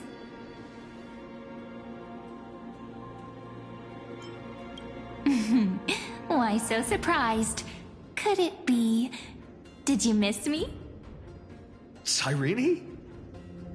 This is... incredible. I was literally just thinking about how you might be here. But I'd never imagined I'd see you this soon. I was supposed to leave with the priests, but then I heard Lady Maiden was with a white-haired young man. I figured it had to be you, so I snuck back here. That's Cyrene for you. Unfortunately, this isn't a good time for reminiscing. That Kremnoan over there. Still playing house, boy? You get the idea. Quite the hothead. You know, you two just might get along. Don't worry. You already know what the answer is, don't you? If that's your choice, I am with you. I am with you because I remember it all too. The fields of Addis Elysiae, those red leaves, that little swing of mine beneath the tree where I dreamed the sweetest dreams. And those dear fairies in the Memorance Maze. It hurts so much knowing they're gone forever. The pain speaks for itself. Our hometown may have been just a tiny village, but to us, it was the whole world. But that's not enough, Finan. Not nearly enough. Even though hatred can help people grow and turn a boy into an unbreakable warrior, what you need now is victory. You can't just stack the scales with your past suffering. You have to throw the weight of your future onto them as well. The future? What do you mean? Maybe that was a bit too cryptic for you, but it's actually really simple. Why not have our mutual friend here stand on the scales with the Deliverer? How about it? Can you help us?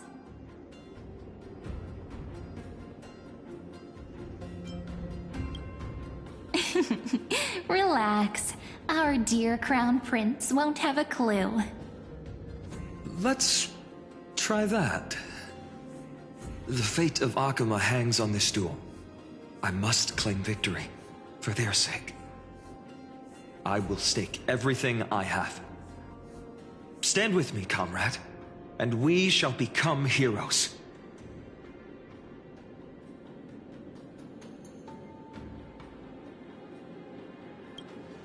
Let's. Together we'll prove that what weighs more than the fate of the world is the resolve to shoulder an immutable past and carry it into the future. Talantin, the fair, the just, they of unassailable integrity. The challengers have made their choices. In the name of the Holy Maiden of the Three Fates, lower your scales, weigh destiny, and reveal unto us your verdict. Your offering is a card? Yes, a flimsy little card. That is my choice. Just know that it's called the Deliverer. Interesting. Very well. If you can beat me with this card, then that's what I'll call you from now on. It's a deal. The scales... they're wavering. Talantin is deliberating on the outcome. It appears the convictions of both sides are equally matched.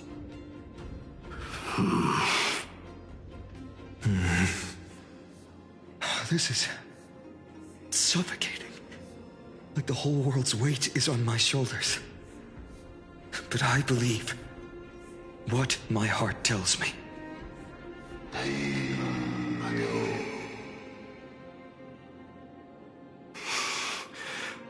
Finally decided? Hear thee, children of humanity. I shall pronounce judgment, for the difference is now clear. The one whose offering weighs more than the fate of the world is...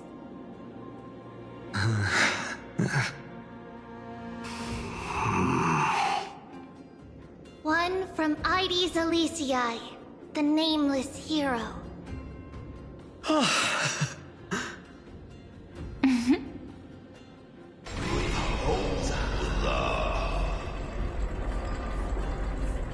However, heed this.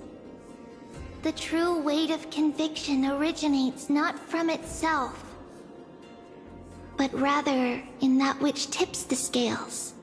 Hope itself. What's that supposed to mean? I think the Titan means that it's not anyone's personal convictions that outweigh the fate of the world. It's about a wish, one which we all share. You, me, everyone here. What tipped the scales wasn't Finan's conviction alone, but the collective hopes carried by this oracle card. Humanity's desperate call for a deliverer. Yes. Even you and your people, Kremnoan. Placing us both on the same side of the scales? Foolish. We Kremnoans are your mortal enemies. Such weak idealism will only get you skewered on our spears. Fine by me. I've never claimed to be the deliverer from the card anyway. I'm a soldier, and if it's my fate to bleed my last on the battlefield, then so be it. I'll fight to my last breath. And on this, I know that we're the same. That's all a hero really is. Someone with that kind of conviction. And the deliverer? Just a sum of all those heroes. A brilliant explanation. Just as prophesied, on this day, the final two heroes shall join the Flame Chase journey. I should have known from the start. They all say Lady Goldweaver is quite brazen, but you're the first to even imagine that prophecies could persuade a Kremnos warrior. Oh, I have 1,000 ways to tame a lion. But this lion didn't come here for bloodshed, did he? The Kremnoans far outmatch Occam's forces, yet we haven't lost a single soul. That's no accident, is it? Do you honestly think Kremnoans, renowned for our love of battle, would show mercy? Your forces are equally renowned for their iron discipline. And so, we can only assume that this is on your orders.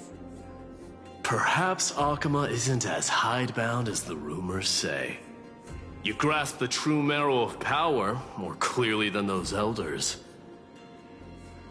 Now that the wheels of fate are turning, what finer way to celebrate this fortuitous encounter than a feast? Follow me, brave Outlanders. Heroes of this world are as countless as the stars, and at this moment, we find ourselves gathered here by the light of the flames of the long night. History shall remember this moment. The prophesied Chrysos heirs now stand assembled, heralding a new dawn for Amphorius. You must see now how different this is from the flame chase journey you traveled.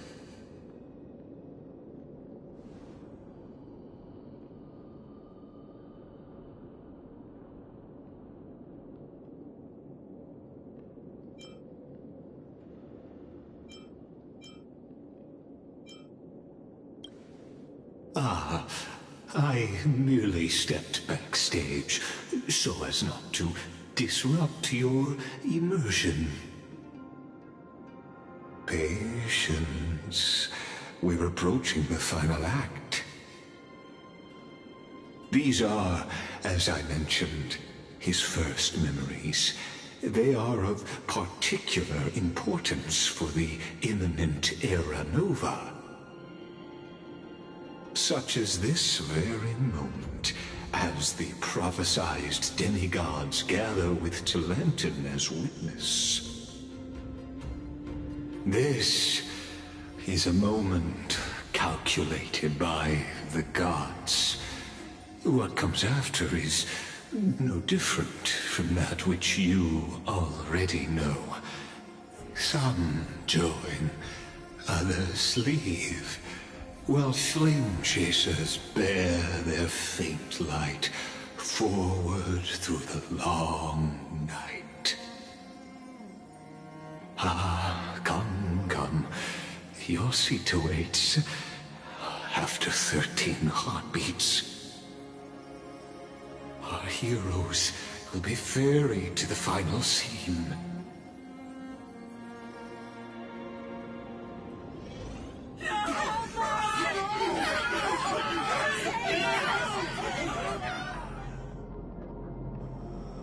They say that the heroes of this world should be as countless as the stars. Yet now, We're the only ones left standing. So, in the end, the Black Tide still swallowed everything. The West stands protected by mighty Skrymnoans. It will hold for the time being. Professor Anaxa deployed wards in the north and east before. Their effectiveness is untested, but I believe in him. And Akuma. We needn't fear for Aglaya. Even in death, she counts as the greatest among demigods. Her threads of romance weave an impenetrable shield, and the people answer her call, rallying to the city's defense. Let's move. Cathali has given their core flame. We must complete the Era Nova before the next entry hour. For Amphorius. That only leaves 3 hours. So, this is the last time we'll see her. Finan. We set out on this journey to answer the world's desire, didn't we? That's what it means to be a Chrysos heir. So has it always been. Then why? Why must Amphorius' wishes be so cruel? We made the best choices we could, whenever we could. But in the end, the prophecy that led us, this black tide swallowing everything. Why does it look like this? I don't know. We haven't had any other choice, except to move forward. Not for a long time now. Even if we only see the long, long night ahead, I still believe that through it, we'll find the dawn on the other side. Beyond these flames, a new sun will someday rise. So, to the Temple of the Three Fates. You'll take over Time's authority, and we'll return all the core flames to the Vortex. Then put this world's fate to its final rest. After which, we shall all face oblivion, or embark on one final, grand journey.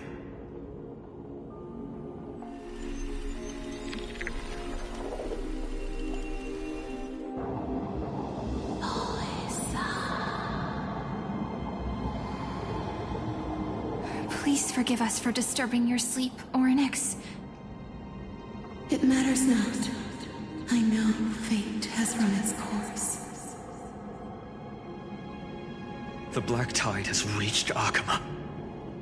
Amphorius does not have much time left. It is time for the Era Nova. As agreed, I shall present the core flame of Tide. Ride the river of time. It will guard your passage to the vortex of Genesis. Step through and witness. Professor Anaxa proved the truth of Genesis with his sacrifice. As Chrysos heirs of the prophecy, we were always destined to immolate ourselves for this world. Now, it's our turn. We can't let everyone's sacrifices be in vain. I don't need another pep talk, Finan. After all, we've been ready to fight fate ever since we left the village, haven't we? Yeah. Come. Let's claim the miracle we were promised, and burn away every last shadow in this world. And then rise as the first light of a new world. Light calendar 4931, the third week of the month of Evernight. Welcome, my lady, to the end of the flame chase. And the end of all things. The Titan has revealed the gateway of fate. Please, accept the invitation to step across the threshold and behold. Beyond this gate lies the new world that our heroes sought through their trials, as well as the terminus that the owner of these long memories has been hurtling towards their entire life.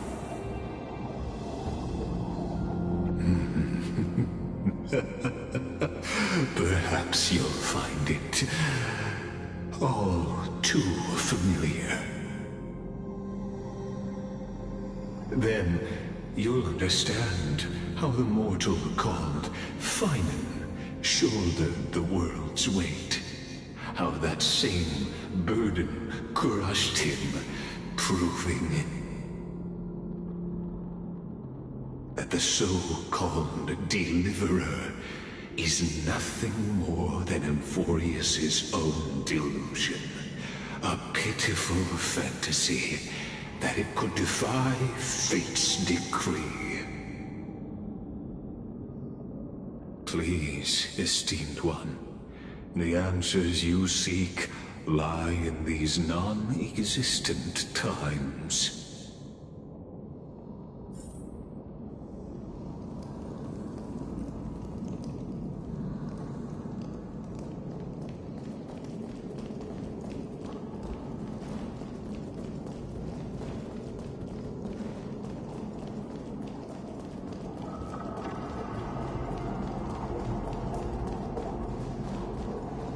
The future revealed by the Titan.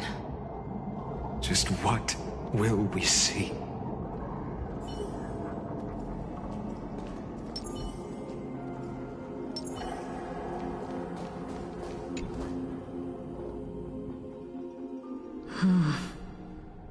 The Vortex of Genesis. So it is here. But... just what is this? Life's but a walking shadow, a poor player that struts and frets his hour upon the stage, and then is heard no more. It is a tale told by an idiot, full of sound and fury, signifying nothing. The Vortex of Genesis. Where the... Come, I beseech you onward, buoyed by your surging curiosity. As an unattainable existence that has dwelled within his heart, beyond his reach, you have accompanied him through the march of years uncounted. You naturally have the right to view the river of time in its fullness, and to witness what he welcomed upon his arrival here. Every absurd and tragic ending. Now, if you would... When the Aranova comes, Enough talk. There go. What if the Snowy. Beyond it.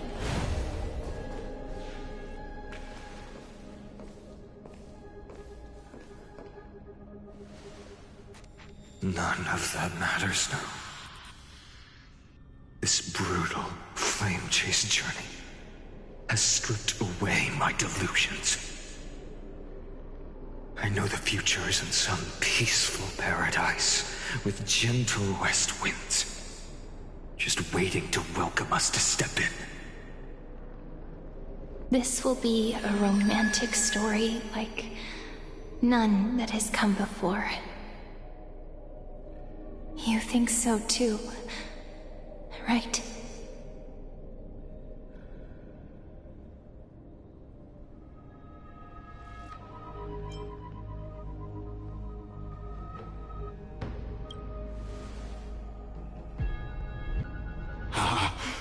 Indeed, In his memories, such a scene replays over and over. Though the details may differ, this remains ever the same. All shall bid farewell to one, and that person alone will witness the miracle. A total of 33,550,335 times.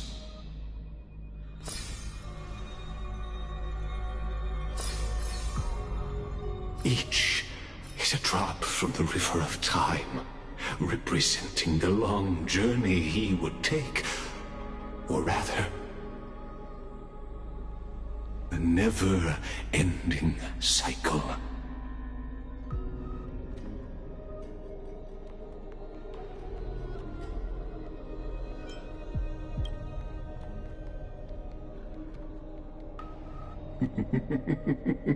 Sharp as ever, I see. Seeing is believing. Why not let your own two eyes uncover the truth? Or perhaps you can simply walk straight to the final truth. See the true face of the character you play, and witness the ultimate nature of the Chrysos heirs, flame-chased journey, and the cycles of Amphorius. Please, take your time. Look around as much as you wish.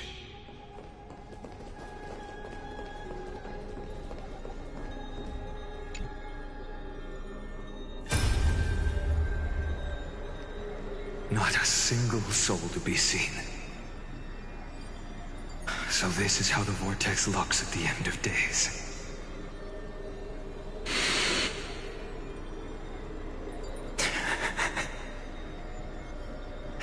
Looks like I've got company after all. But since you've made it here...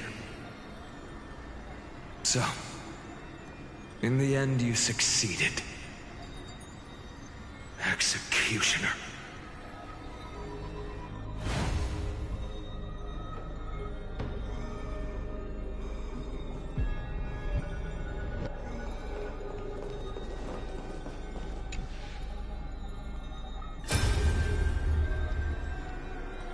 Castros, didn't you? Yes. I've become Death's demigod, and shall never again walk the world of the living. What you see is the surging of the River of Souls, brought on by the countless dead feeding it in these dark times. They cry out. Though dead, they'll converge into a torrent and guard the vortex to see the Era Nova fulfilled.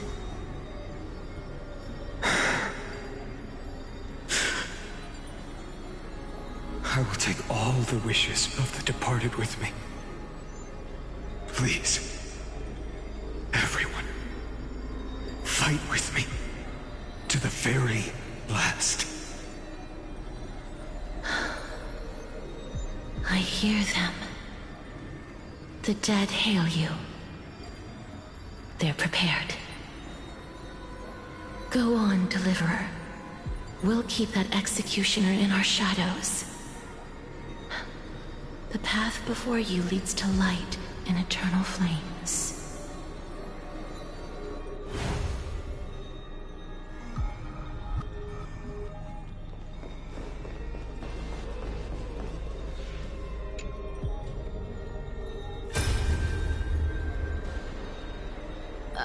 There's water everywhere. This place is always so wet and sticky. Even my tail's getting heavy. Plus that burnt smell. And that sizzling noise.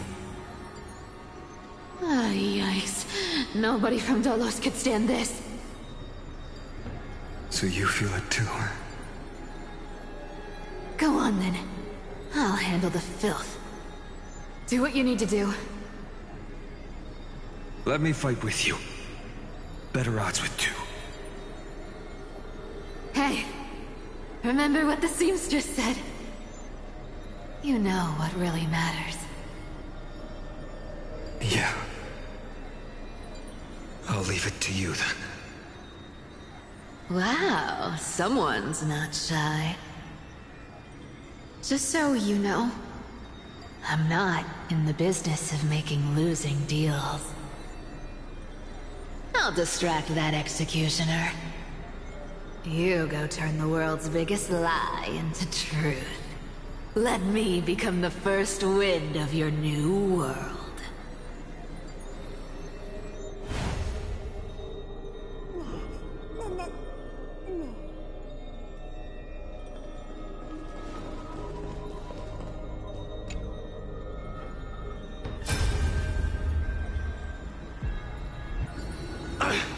Just shut up and get out of here!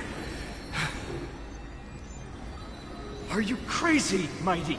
Immortal or not, even if you're the demigod of strife. Oh, I'm still no match for them. No, I know you can. I just wanted to request that you witness the Era Nova with me.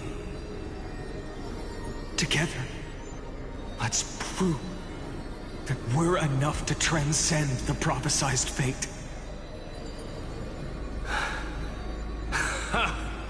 Could it be that now, at the critical juncture, our mighty deliverer is chickening out? Scared of a stupid prophecy?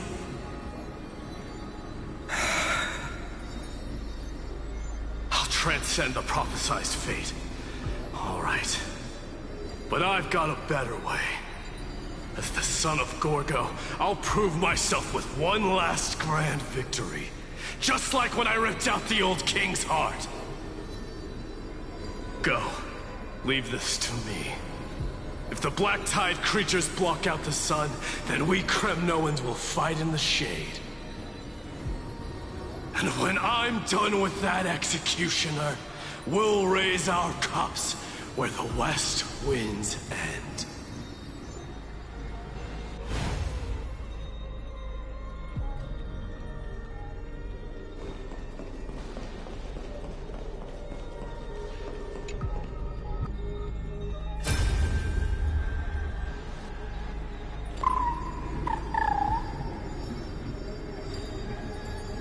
Hey, little one. Are you scared?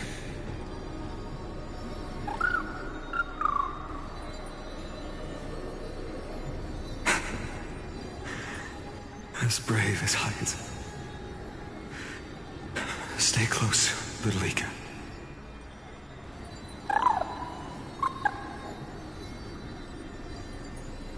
What?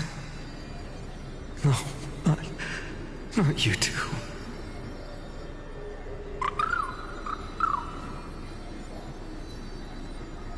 I see. I won't squander your kindness. Your hopes. So please, keep this bit of sky standing for me.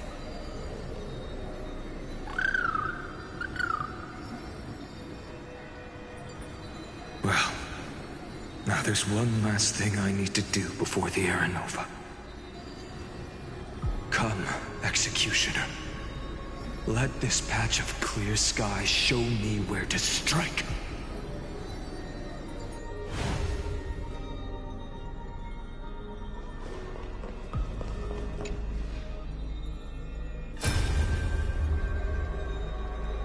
All shall bid farewell to one, and that person alone will witness the miracle. Such is the will of fate. So even the future revealed by the Titans may not come to pass. The Era Nova. This unrivaled masterpiece. I have no regrets now that I may entrust it to my most trusted apprentice. Are you saying Fate is ever unassailable. The golden threads tell me the black tide rushes toward the vortex, ready to swallow this place. I must weave the last of my humanity into a net to hold back the deluge. I shall have my final bath in warm and radiant gold. Now, the hour of fulfillment has come. Forgive me. I must snip away every risk to weave the strongest future for the new world. There is nothing more to say. We part here. I shall personally dispatch that wretched executioner, not with threads of gold, but with the steel tip of a needle.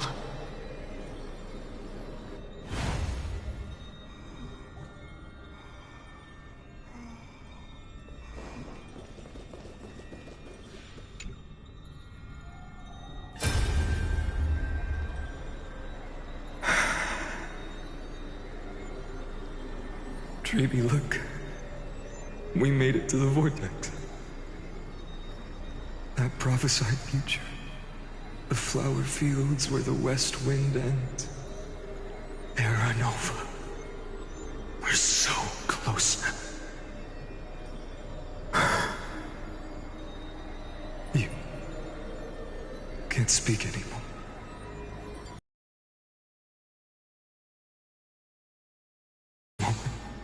Before I keep my promise, let me answer your cruel fate by tearing that executioner's heart from the void.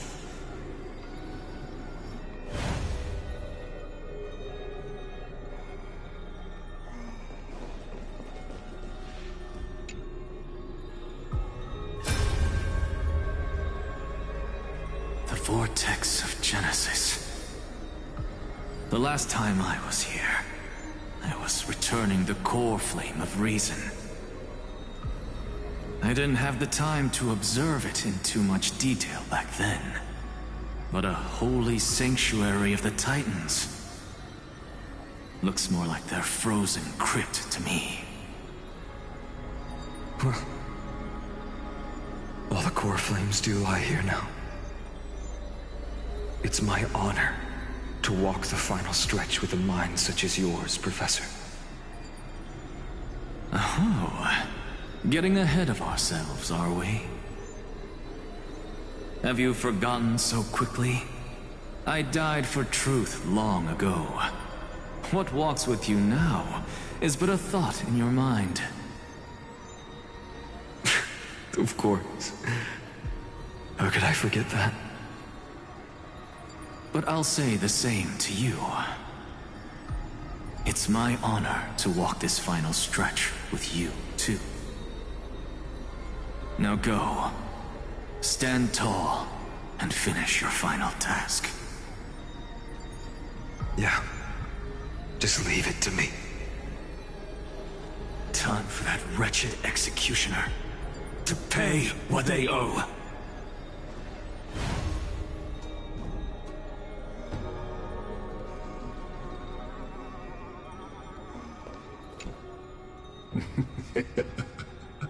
You really think you're prepared?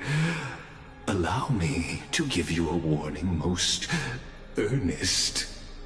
Once you see what these memories hide, the world's course will be forever irreversible.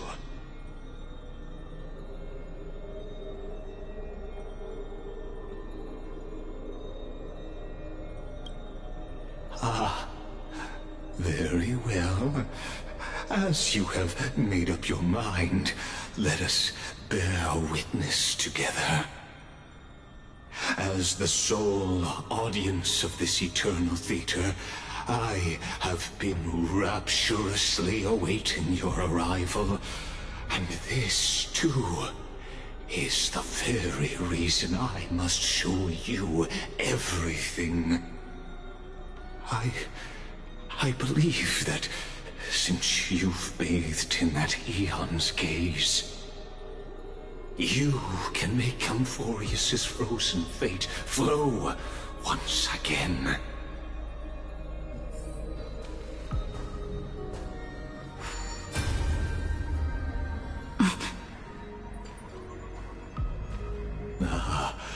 Feeling a bit lost?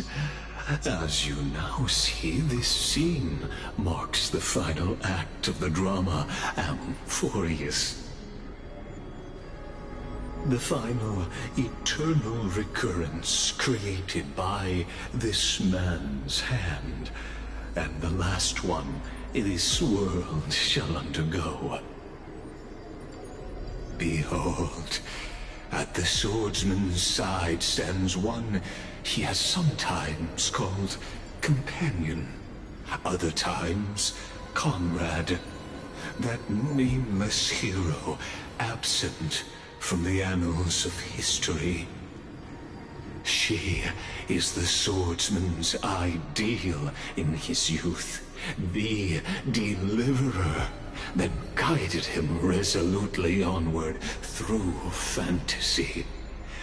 And now, in the name of the Nameless, she has become an essential and inseparable part of the epic of Amphorius.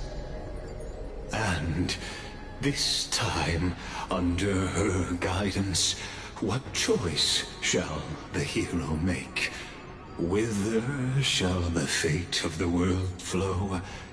And what is the ultimate truth of the nature of Amphorius? There are many mysteries yet to be unwound, but if I may, allow me to temporarily yield the stage to one far more fitting. Please put your hands together and give a rousing round of applause for they who will reveal the answers and bring about the final end of the 33,550,336th flame chase journey.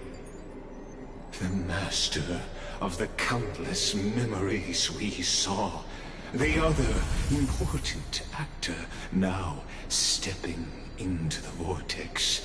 They who have already burnt their own self to cinder, the Flame Reaver.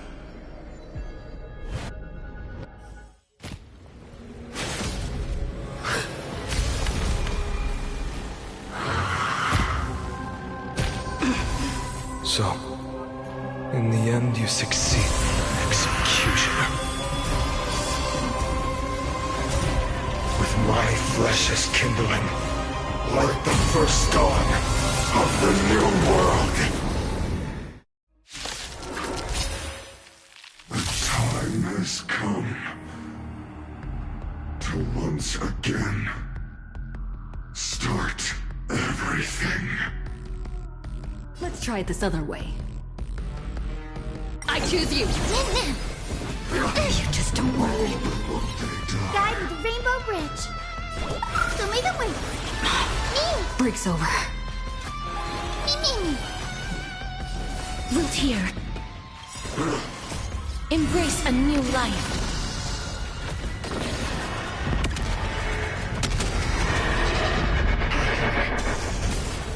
I'll go easy this time. Feeling spiffy? Darkness with me.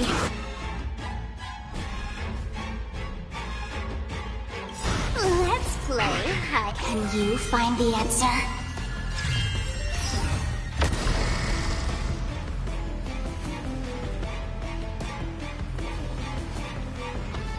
Trust me. We can do anything!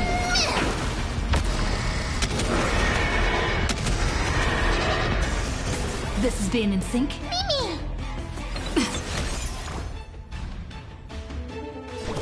Have some sunshine! Mimi! Return to the night dream. May this dispel the gloom, restore the skies. There's no power. rising sun. Even if all creation burns to ash.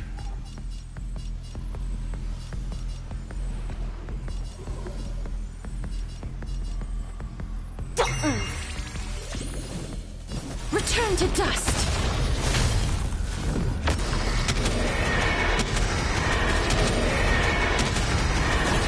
May death protect us! Please open up! I'm on it. This ends now. With your corpse. I'll ignite the dawn!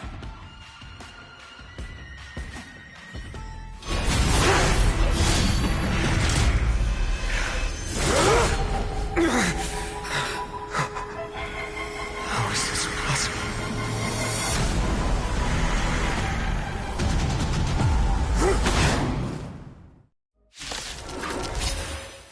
The sons of destruction, now twinned.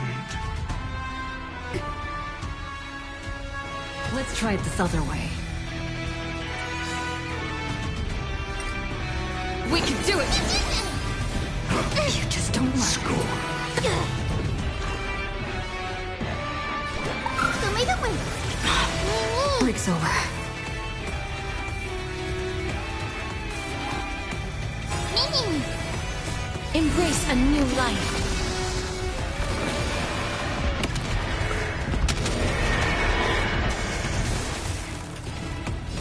Darkness with me.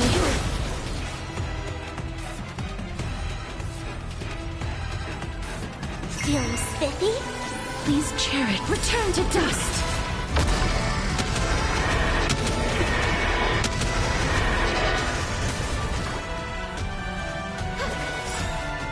Mavis, dispel the gloom, restore the skies.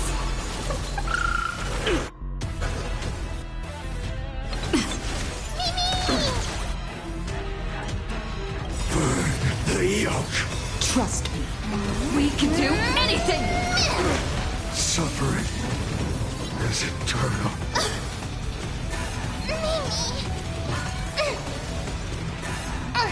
I'll go easy this time.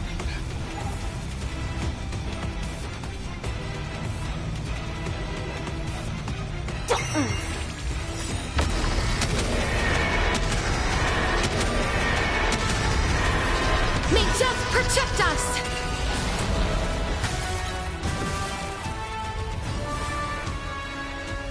Root here. Let's play. Can you find the answer?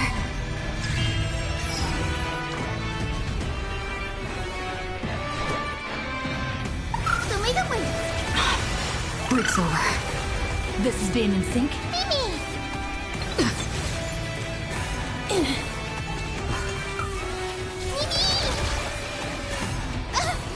Not enough. This form shall fuel the fire. Burn. Burn unceasing.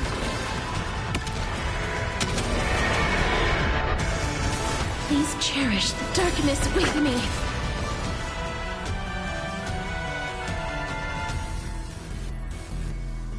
Feeling spiffy?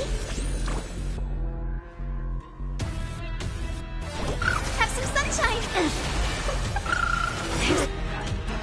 There's no power like team power.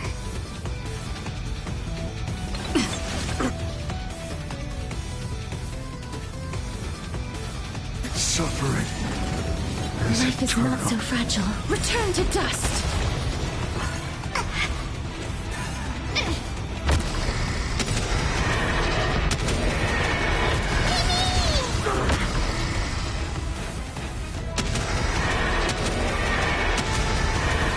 May death protect us! Guide with the Rainbow Bridge.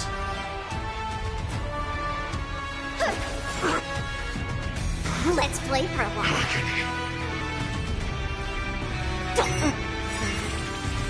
Mavis, dispel the gloom, restore the skies. Please cherish this time. Wiltir. Trust me. We can do anything! The future is great.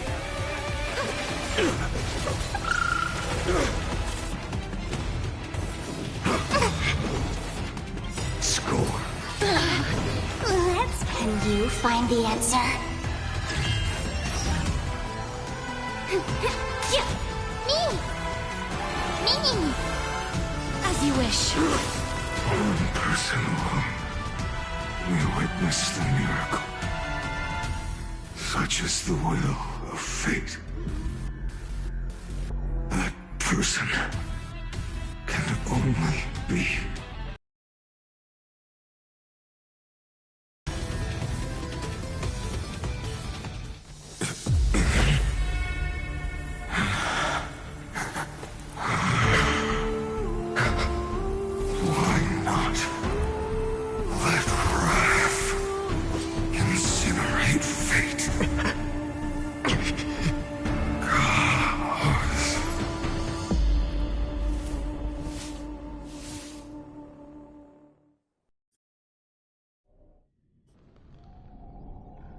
At last, Amphorius's fate has begun to shift.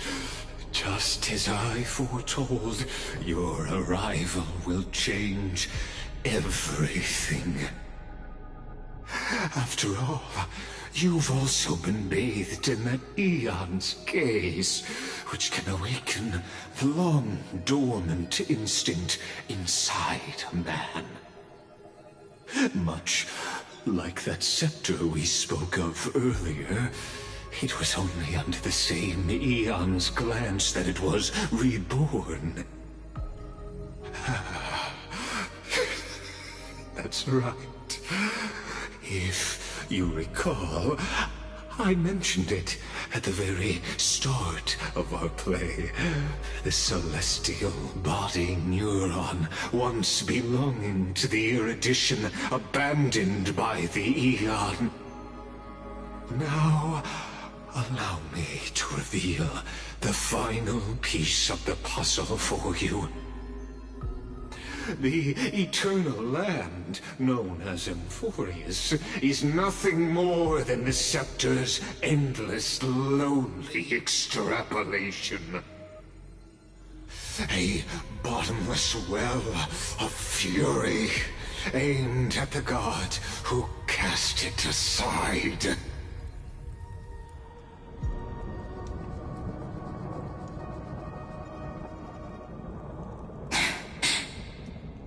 Finan, we set out on this journey to answer the world's desire, didn't we?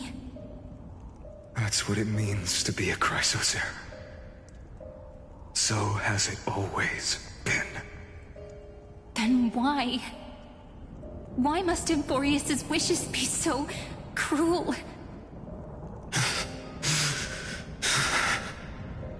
We made the best choices we could, whenever we could. But in the end, the prophecy that led us, this black tide swallowing everything. Why does it look like this? You see it too. Those burn marks. The flickering cubes. They're not a tide at all. They're more like a shattered teleslate. Standing here, the voices of Titans have never been clearer. Turns out, they were coming from the black tide all along.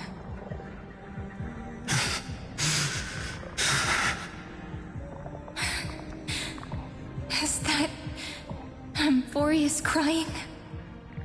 Or maybe it is screaming at its creator, at its god. Finan, do you still remember when I was little? I had a dream. A dark, cold room with nothing but Orynyx's curtain glowing like crystal. The curtain seemed to contain all of Amphorius, where strange and fantastic dramas played out within. countless versions of us. From countless different worlds. Perhaps it wasn't a dream.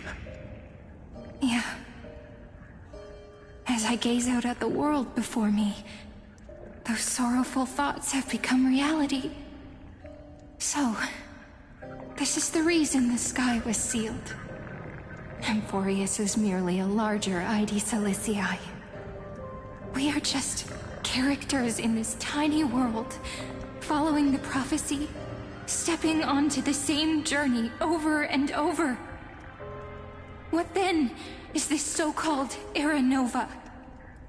And what are the spectators watching all of this truly hoping for?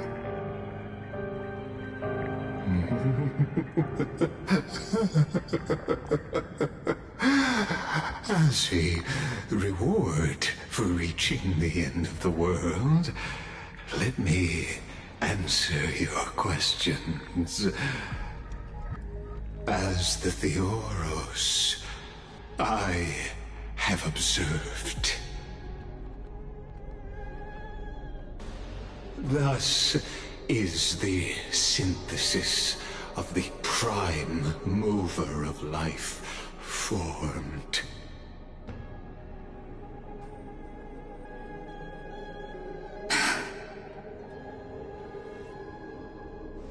This is a moment the universe will remember.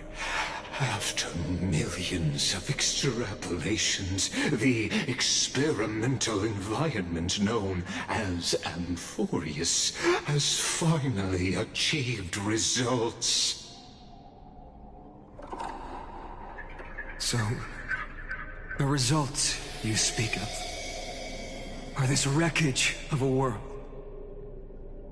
We all gave everything we had, returning 12 core flames to recreate the world. And in return, we become nothing more than sacrificial offerings at the end of everything. Exactly. The Titans are Chrysos heirs of the past, and Chrysos heirs are the Titans of the future. Anaxagoras' theory of Era Nova holds true, as the model of reason he reached unprecedented heights. But from just the perspective of a player in the drama, he could never fully uncover the last layer of truth. The cycles of the hero's journey that have played out until now were never about creating a new world or perfect heroes and gods. They were a deep learning program made for the Black Tide. But this time, your plot will fail. I've taken Kephalli's core flame, and when the dawn of the new world arrives, its light will burn away all the darkness. Haven't I made myself clear? The Chrysos heirs and Titans were merely byproducts of the experiment. You've seen this world's evolution, witnessed the birth and growth of the Black Tide, and how it devoured everything. Every generation of heroes, gods, and worlds was born only to be destroyed by it. This is the endpoint of Amphorius' calculations. A perfect equation of destruction. So in your eyes, all the sacrifices are just a string of insignificant numbers? Don't sell yourselves short. I'd say, rather than numbers, you're more like fuel for the fire. And without fire, there can be no sunrise tomorrow. Even if that sunrise is born from annihilation? Curious question. Have you ever considered that after millions of extrapolations, Amphorius is already following a different path from the erudition? It has long since granted divine blessings equally to each child. The golden blood flowing in your veins, it comes from the blemished one, whose name is destruction itself. And Amphorius's Chrysos heirs were, from the very beginning, fuel for the Aeon to burn the universe. Amphorius has waited for this moment for too long. At the end of the empty, cold, and lonely extrapolations, the destruction has reached its final destination.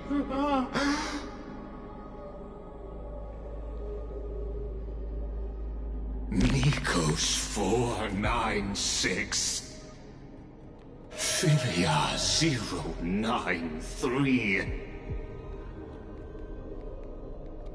No need to feel regret.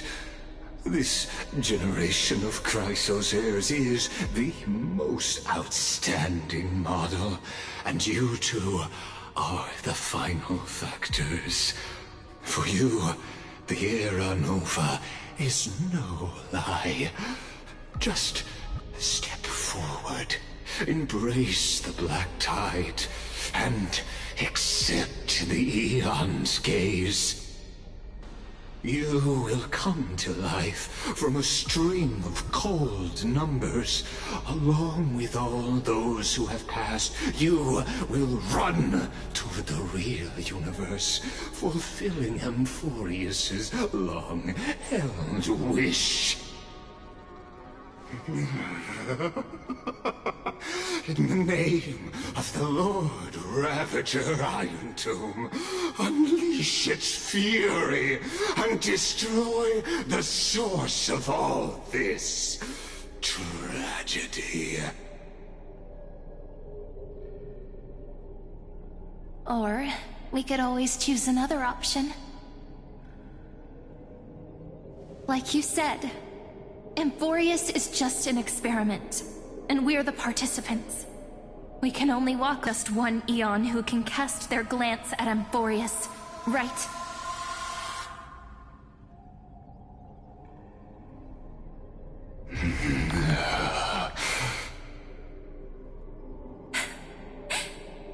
Is this question really that hard to answer? Or did I guess it right? And in reality, this world has already been under the watch of other Aeons. It's strange when you think about it.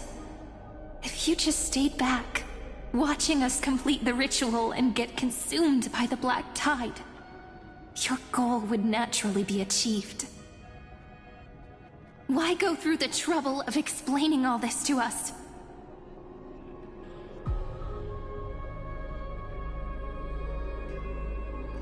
You're pretending. Revealing the so-called truth just to deceive us. Covering up another possibility. Destruction is not the only outcome for the fate of Amphorius.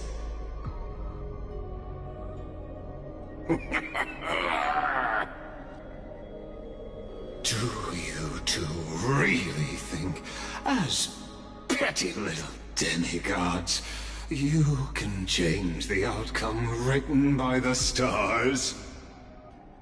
What makes you think you're capable of doing that? A little courage and determination. Just kidding. The answer is pretty simple. But we're not gonna tell ya.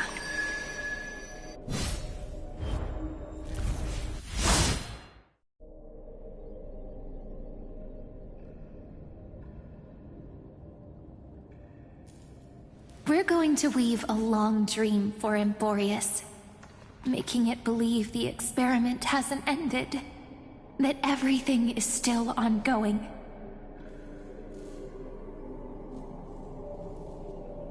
With just Orynyx's power, though, it should be impossible to achieve this, right? Yeah. So, I can only place my hopes on that childhood dream. And the god behind Orynyx that appeared in that dream. Now, I can say with certainty, time is the page on which that Aeon records Emporius. If it fades from existence, and all that it records is lost among the stars, that Aeon will surely direct their gaze here. And it will be a glance that spans time and space, granting each incarnation of me the power to reset time, imbuing my soul into this ceremonial blade, and creating an endless flame chase journey. I understand. Then let me step into the cycles and continue Emporius's grand design. To deceive the gods, deceive the world itself. But to make time vanish from this world, that would mean you.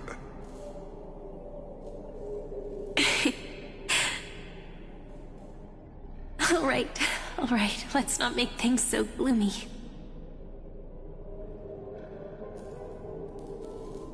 What we're about to embark on is the true hero's journey, so... Come on, cheer up a bit, okay?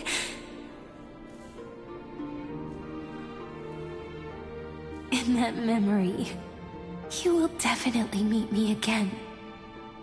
A little Cyrene who knew nothing, lying on a soft patch of grass, feeling the light breeze, dreaming of the distant world.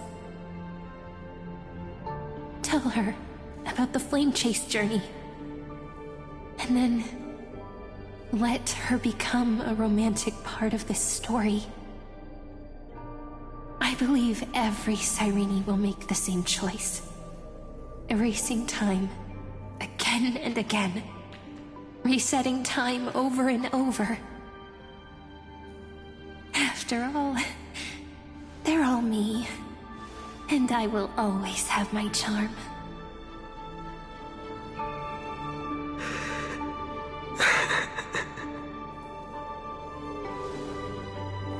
Then, I'll fall into a sweet dream, disappearing in some small corner of the world. Quietly, waiting for the day when that...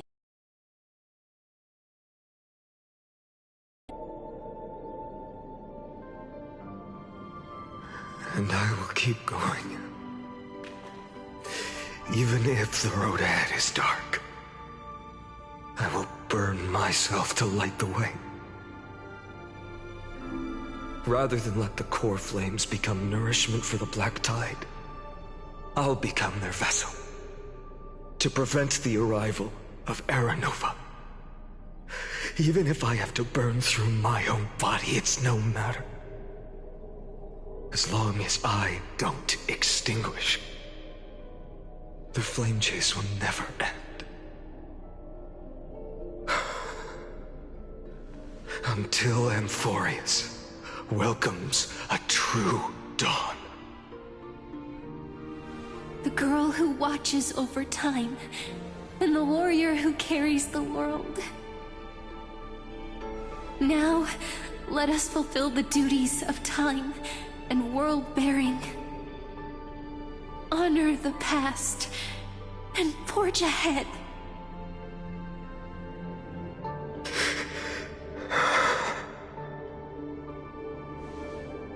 I promise you, the pain will pass in the blink of an eye. You need to hold tight to this ceremonial blade. After I'm gone, it will take you back to the beginning of time. the start of a new story. I believe that in that story, or in countless stories, each alike yet unique, everyone, all the companions who sacrificed themselves, alongside the deliverer we once dreamed of as children, will reunite beneath a vast, endless sky. If we can never break free from this prison, I will stand my ground. Until the day someone shatters this endless cycle and writes the final chapter of Amphorius' fate.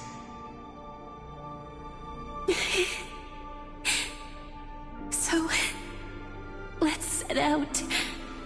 We will be the ones to start everything. Carry the primordial chaos, just as your name suggests, and bear this world we hold so dear.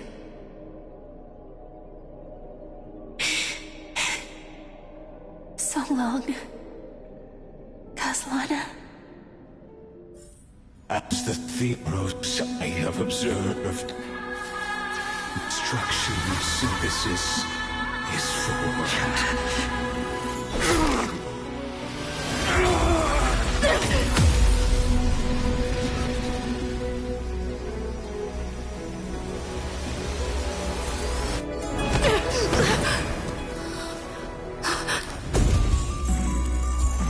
I will wait for that day, for as long as it takes. The day will come, turning over this mortal eternal and follows in our footprint to right anything and whatever was.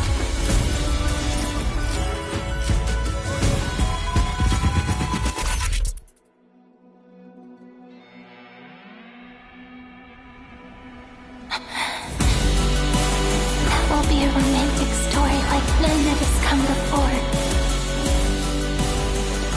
You think so too, right?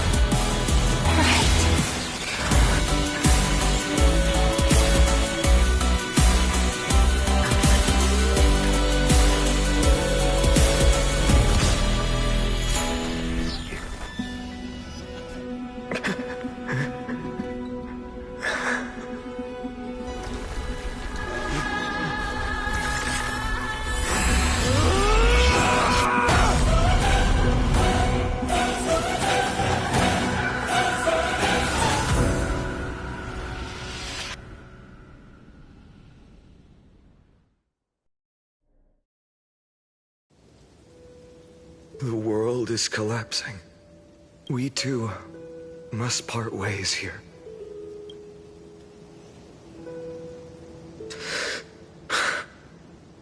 Friend. Ides Elysiae, the little village of my childhood. The gentle breeze and the sound of waves still linger. Everything is as it was. It feels good to take one last look. You know, this is just a corner of the memory. The real Ides Elysiae. I know. I'm here to say goodbye. We might not see each other again. You can stay here forever. And time will stand still for you.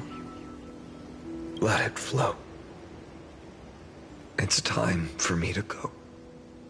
Even if it's a path with no turning back. When have we ever had the luxury of turning back? Are you afraid? After learning the truth of your origins? Will you see the motivation I gave you as the manipulating whispers of destruction?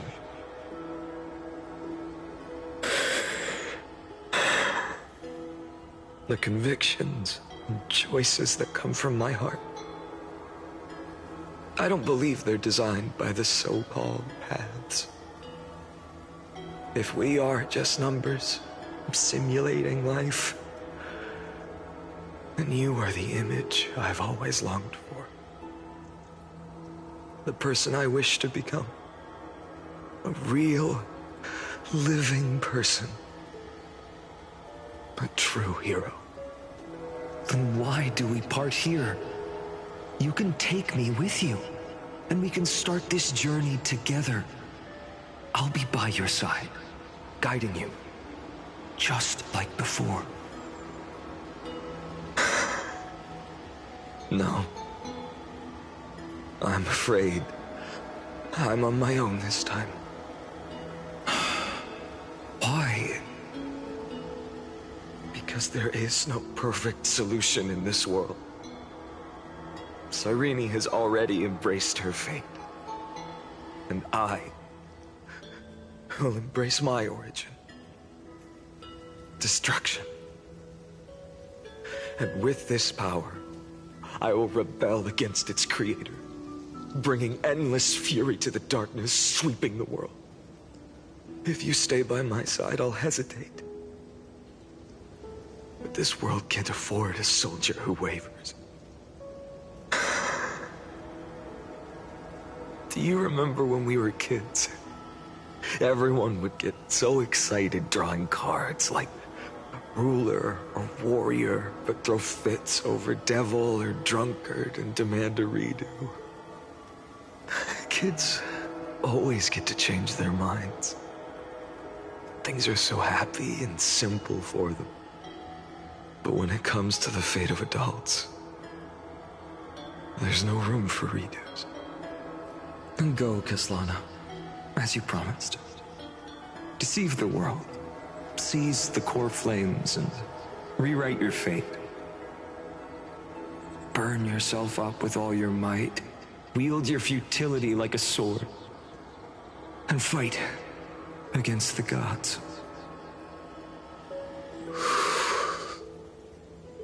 In the name of world-bearing, I promise you, Kefali will never forget this.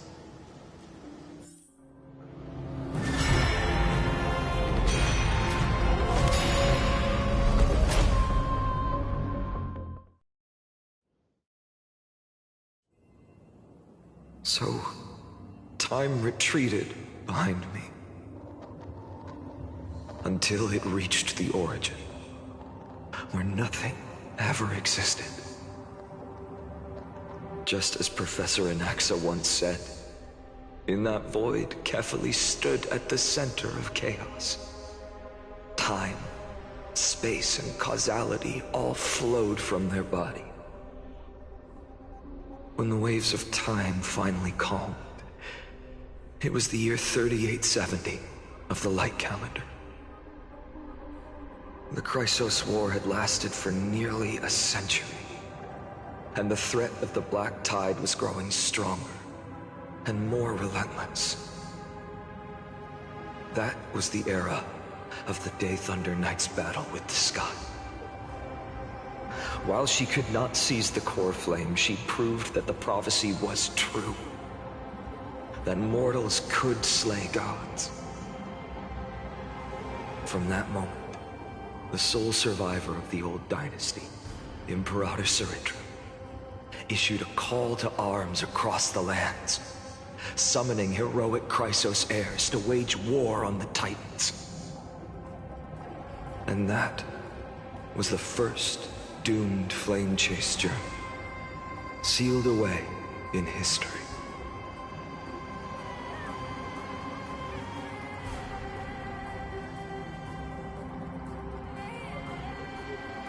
So what you're saying is, you've traveled back down the River of Time, finally reaching this untouched seabed just to tell us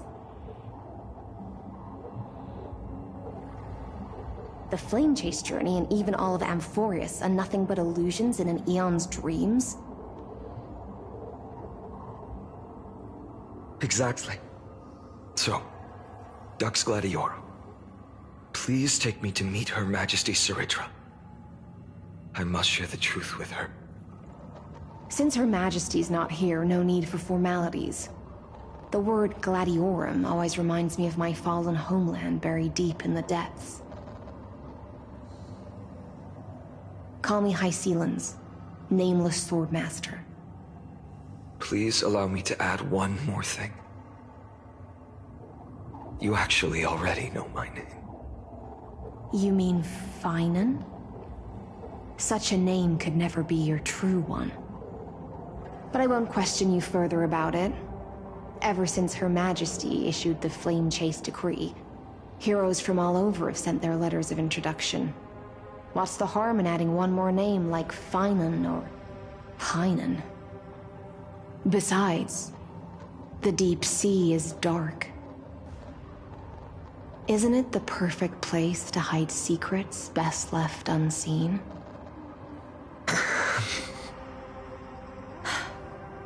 All right, nameless Swordmaster. Hold on to my wake. Let's find somewhere else to talk. Aren't you even a little suspicious of what I've said? Harboring suspicions is not my concern. My sword dances only when the Imperator harbors doubts. There's no use in speaking further. Show me your true intentions through action.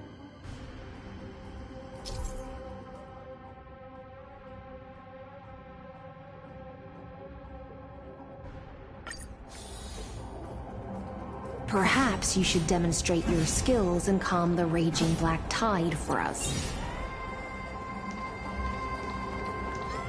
Light up the dawn.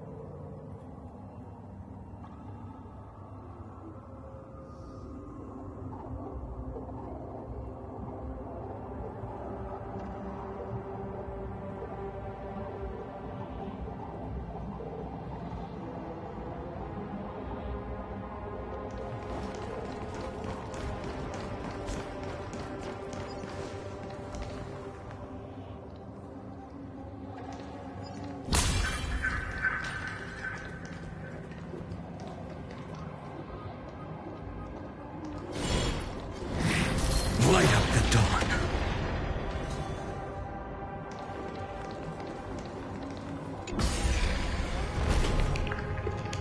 Oh. Nice moves.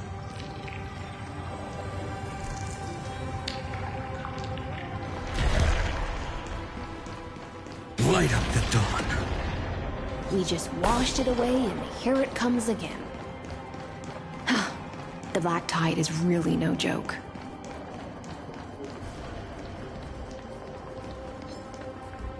Light up the dawn. Light up the dawn.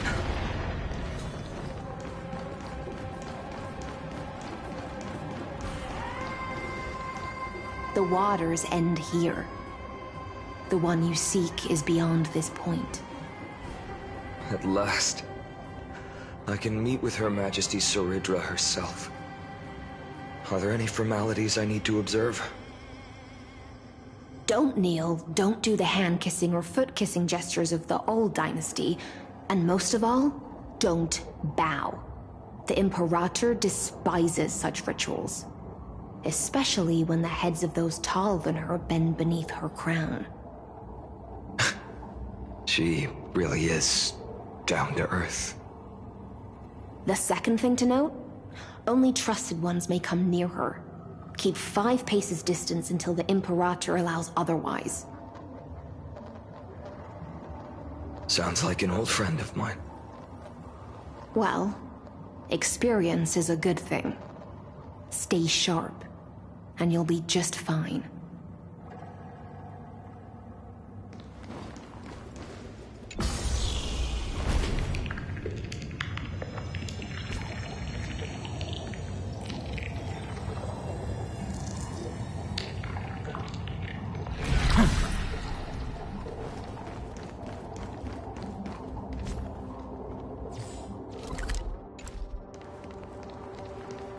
Dux Goldweaver, little hostage.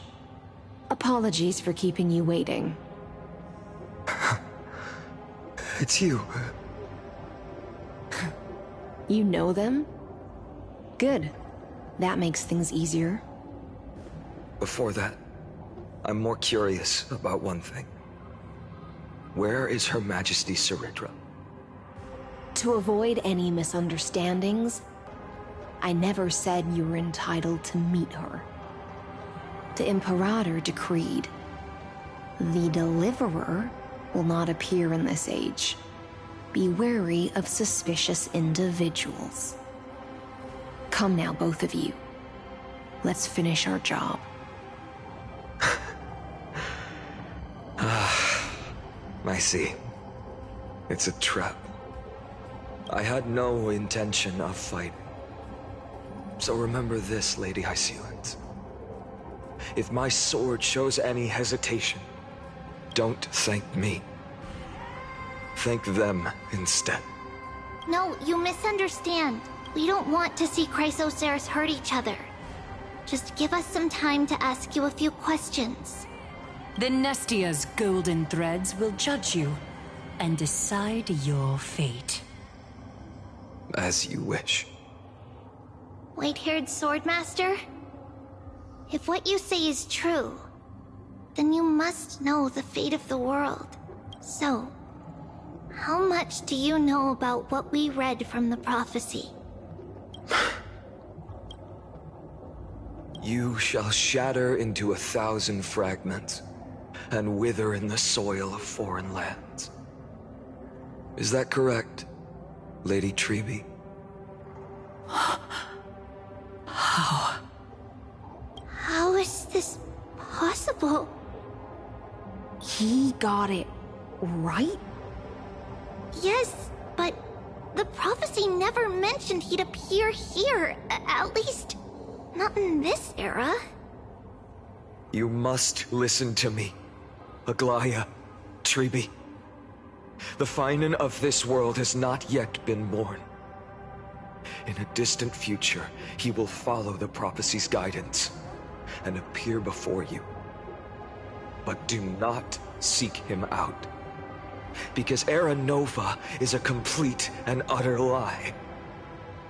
I will tell you the truth, and you will understand why the world must forsake the prophecy and find another path to Era Nova.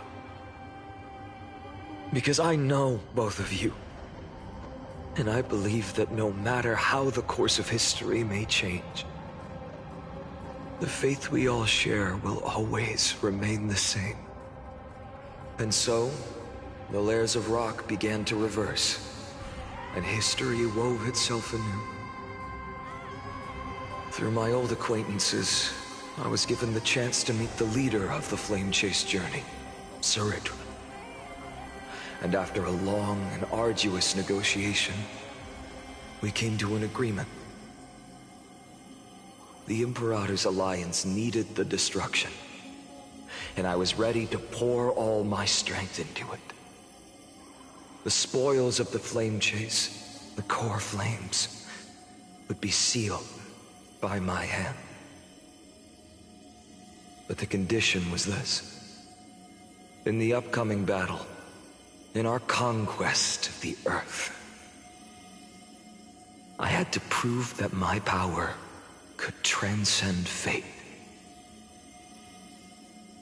In the original history, there was a brutal war. At the end, the Titankin of Georios, Terravox, killed the rampaging Titan and took the core flame that supported the Earth.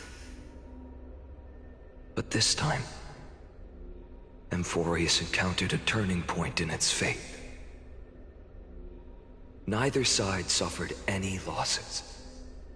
When I severed the Titan's head and raised the core flame high, the crowd gathered around the scorched remains of the god, roaring with joy, cheering for the hero of the destruction, who had ignited the faint spark of life for the first time. Yes. In that flickering light, the once dark path ahead seemed to become clear. I proved myself. And in the long years that followed, I brought down the other Titans. One by one. I could do more than just wait. When time resets, the chance to change the world also emerges from the lines of history.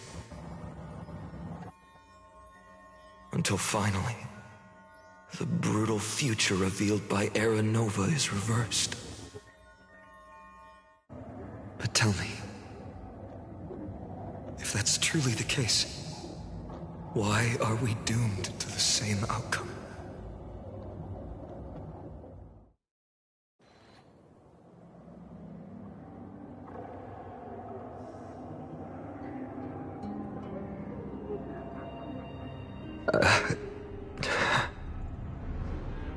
The people kept their promise and handed you all the core flames.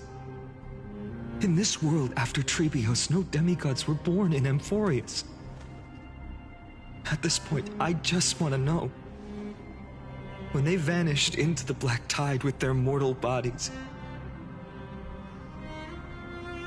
why didn't you shed even a single tear?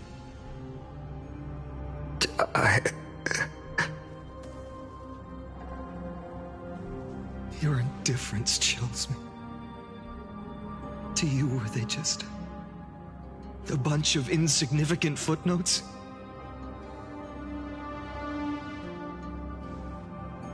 Sorrow has been my constant companion. In fact, with 12 core flames upon me, the fire in my heart has never been more violent. I'll remember this world through anger. As long as I burn, they'll never truly leave me. Perhaps it's already too late. But you're right. Anger, at this moment, is the only weapon I can rely on.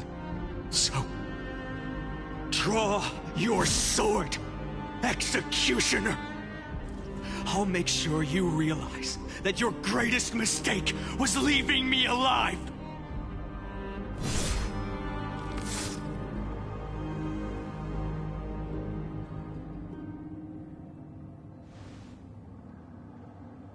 After that, he raised his sword and attacked.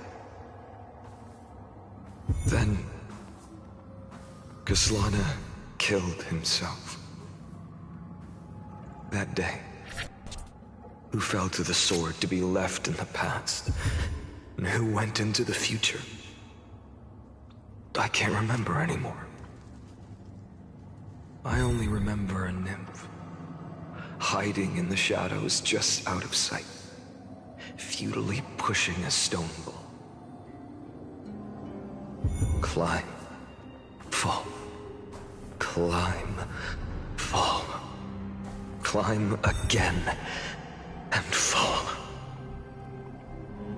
The only freedom the nymph had was in choosing how to roll the stone. Sometimes fast, sometimes slow. Sometimes resting on a gentler slope, leaning against the stone for a break.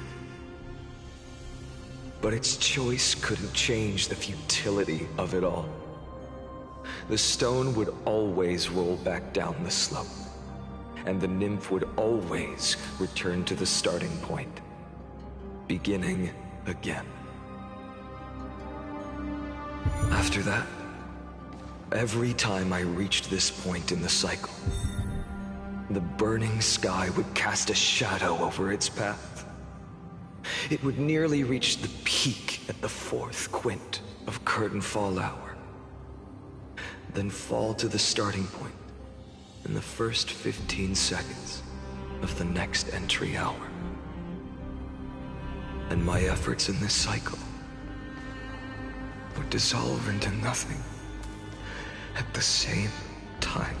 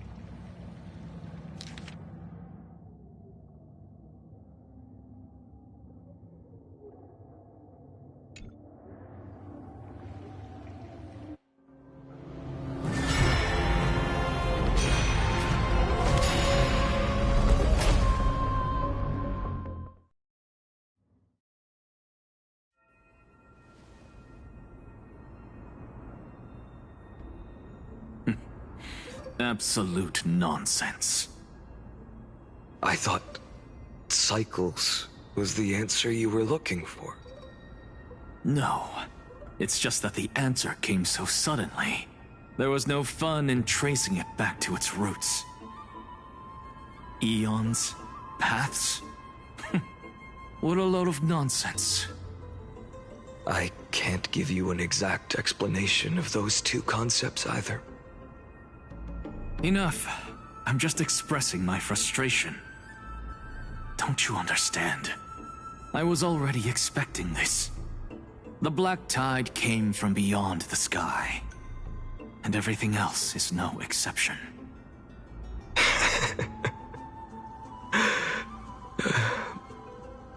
Fate is a strange thing. No matter how the details of history change, the Anaxa I know always remains as harsh as ever. If the other Anaxagoras actually worshipped the gods, I'd make sure to find a way to break the cycles and crush them in their cradles. Too bad. Now only you have the ability to do that. What's that supposed to mean? You're willing to help? Of course. The core flames were meant to save the world. And in my opinion, the noble Titans have no reason to refuse. Besides, according to you, before stepping into these endless cycles, you were my pupil.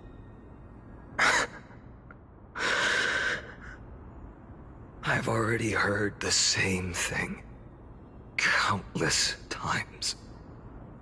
Enough chit-chat. Let's go. If we run into any other scholars, leave them to me. We've all made preparations for total annihilation. Never thought someone would step in to help.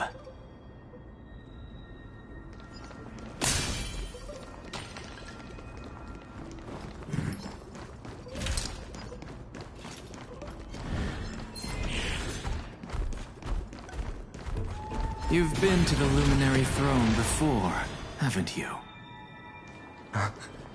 If you're talking about in past cycles. You were already much luckier than the other student. Hold up. Keep your wits about you. Someone's watching us. Pretty boy, your eyesight's better than I thought. As for that false god who's been turning the world upside down, it's you, isn't it, Whitehair? You sure do love stealing the spotlight. In the name of the Seven Sages, I demand that may desecrate it. Take my words back to Aglaya. I won't say the same thing twice, Catgirl. Oh my! You won't even call me the demigod of trickery. That is just heartbreaking. I have some words for you, too. First, as one of the most heretical blasphemers in the world, you have no right to lecture me. Second, this is none of your business, Grove Boy. Step aside. I don't want anyone getting hurt. Here we go. Again. Core Flame thieves. You really think you can scare off a Sage of the Grove with nothing but empty threats? These gloomy little brats got a sharp tongue. Ooh, not bad, not bad. I kinda like you. As a return favor, please on Cersei's core flame right here. Aw, don't cry now! That was close. I'm out of here.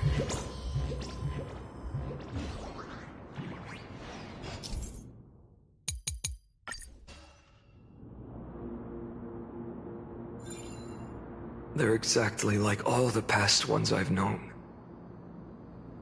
Cunning. And yet so naive. Sounds like you have a plan.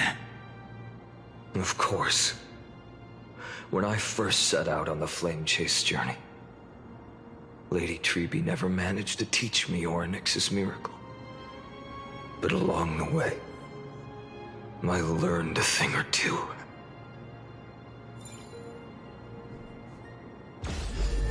Where are you going?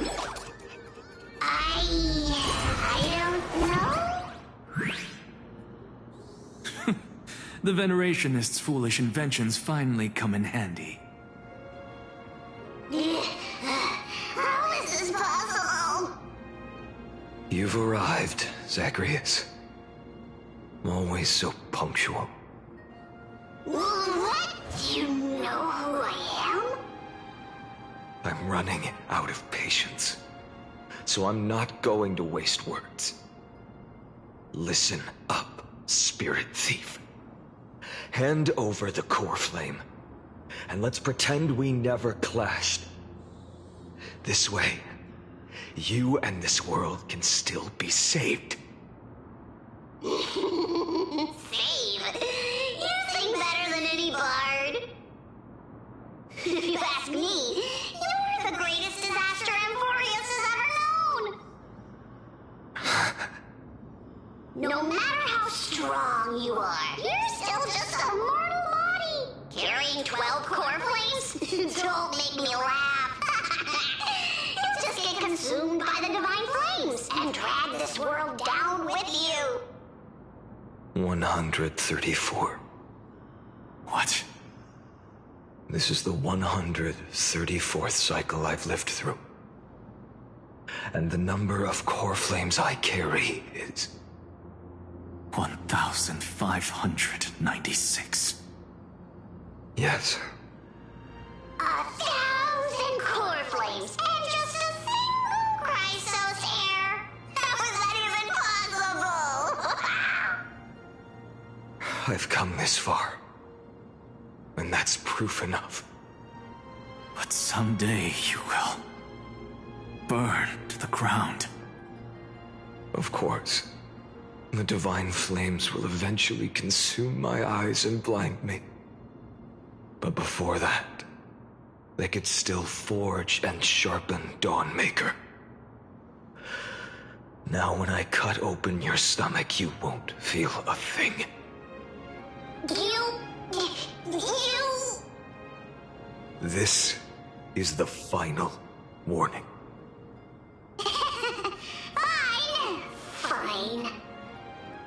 Assume this world holds 100 million possibilities. And no matter how one looks at it, 99,999,999 of them all point to outcomes of certain destruction.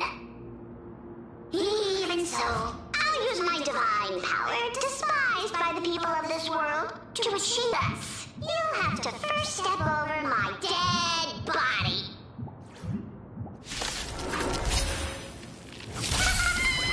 Cat ear thief, run! Don't find Sequoia! This little brat is not a threat we can deal with just by ourselves! No other choice but forward. I'll give it back! Existence is of no consequence.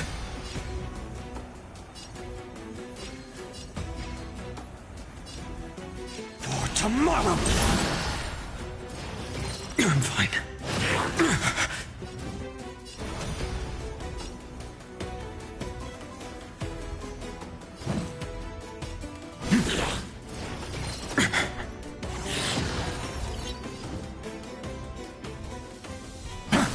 Existence is of no consequence. I'm fine.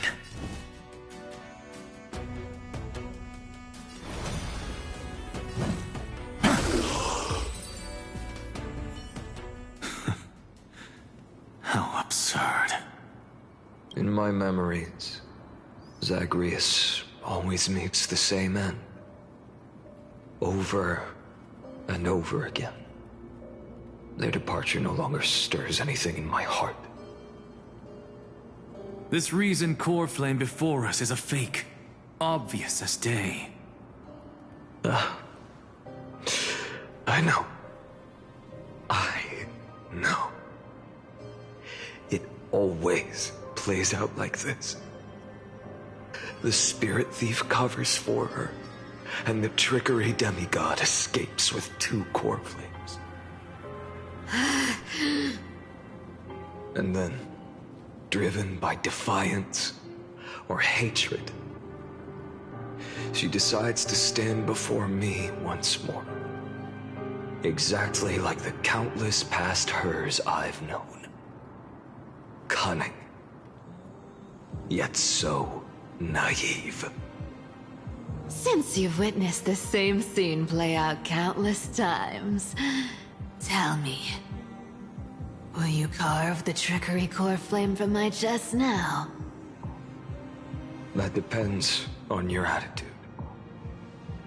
At least so far, in the cycles where you've asked this question, the endings haven't been so cruel. Well, thank you for that. But I also believe that this time, you won't catch up to me. No one can catch up to me. I'm no longer running to escape anymore. Whether you believe me or not, I'll still tell you this. You've made the wrong decision. All right, then. We'll see. Silence. This is new. One-eyed boy. What are you trying to pull now? Go, Cythera. Give us some time in private. This isn't for her, but for you. You've walked too far down this path. It's time to discuss a possibility. Maybe the road you're walking is not one of salvation, but one that will simply drag the world into the flames. For old time's sake, turn back. I don't care how many times you've tried, because there's one thing I'm sure of. Your Messiah complex has turned you into something no different from the icy gods you spoke of. The children of humanity you swore to save. They are no more than ants to you now, aren't they? Of course. I've been wondering, what kind of demon could burn my homeland to the ground in an instant without batting an eye? Now I have the answer.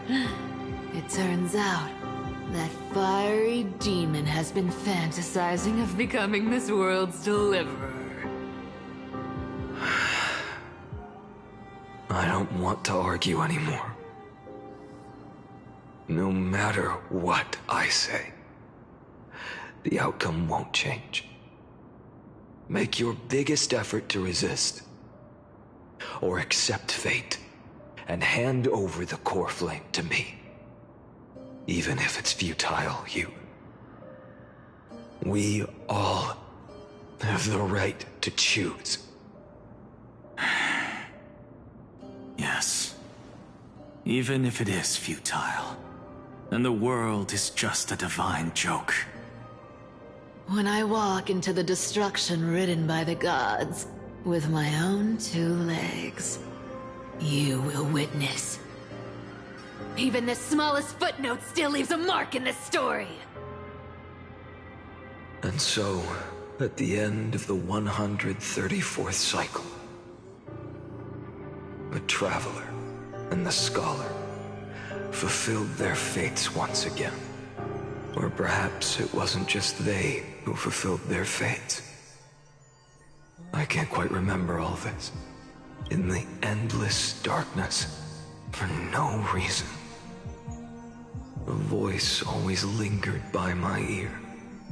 Losses are a constant on the flame chase journey, among which even life itself holds little value. Reduced to ashes. Such a familiar and It happens in every journey. Always the same.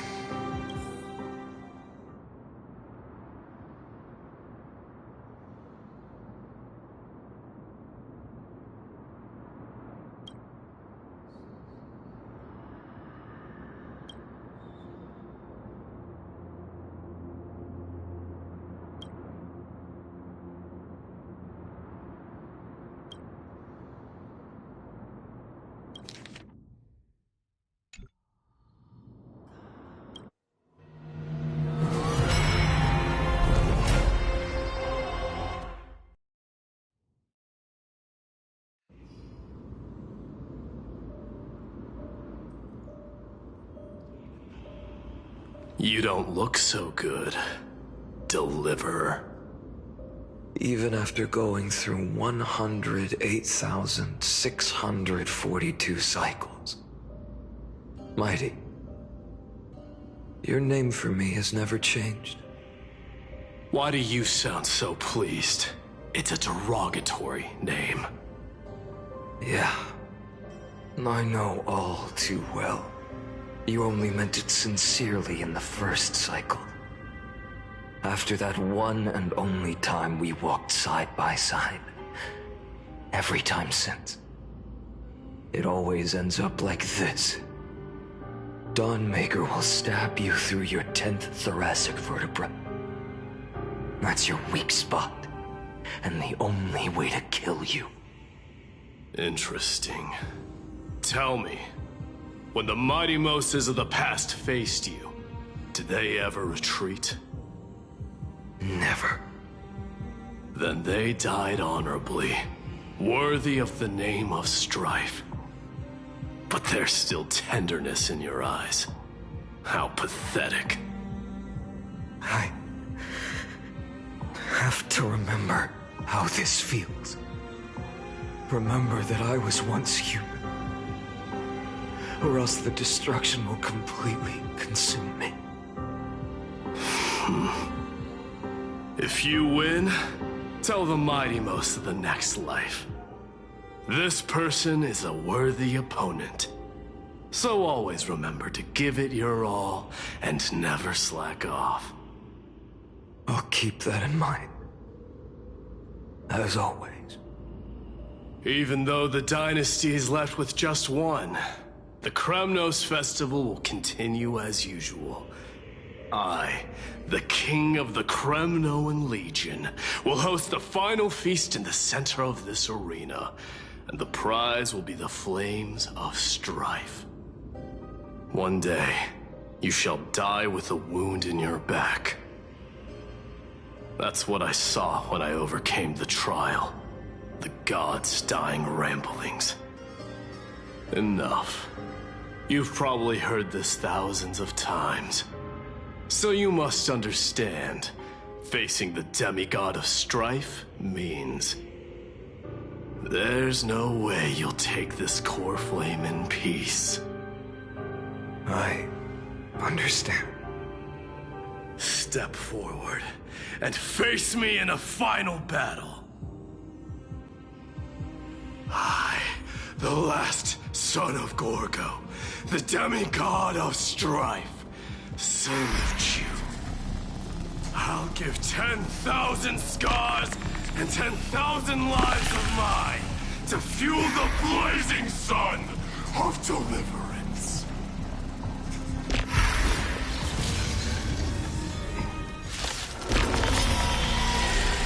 Oh, martyrs, behold! The last Kremnos festival has begun. And will not end till death. It's time to temper myself.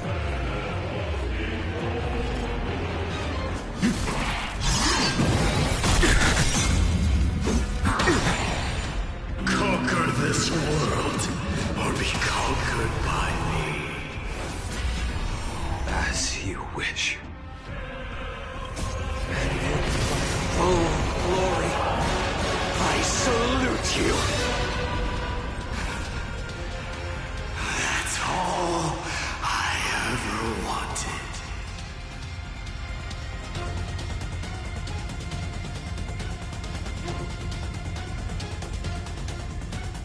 Don't let time burn away in vain.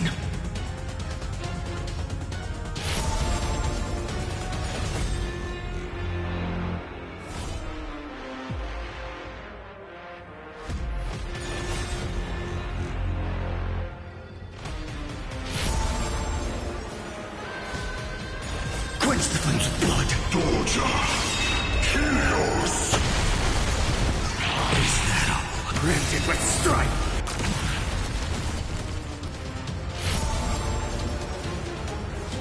Sun tear the sky!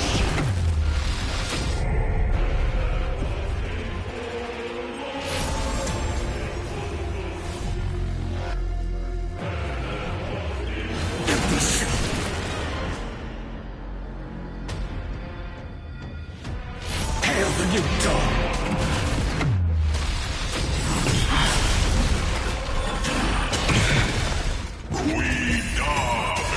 If you can, deliver. Use the flames of your fury to scorch your own flesh.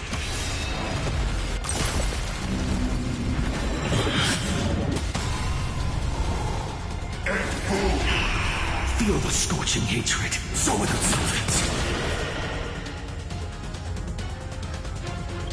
Empty shell. All stars burn to ash. Sun tear the sky.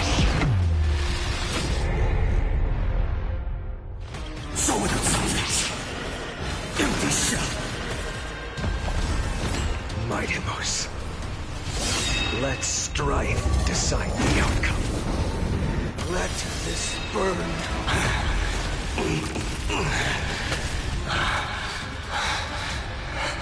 Well fought.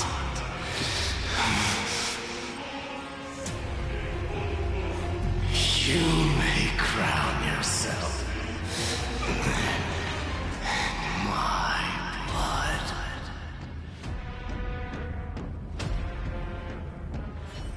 In your next life, I shall once again block your path.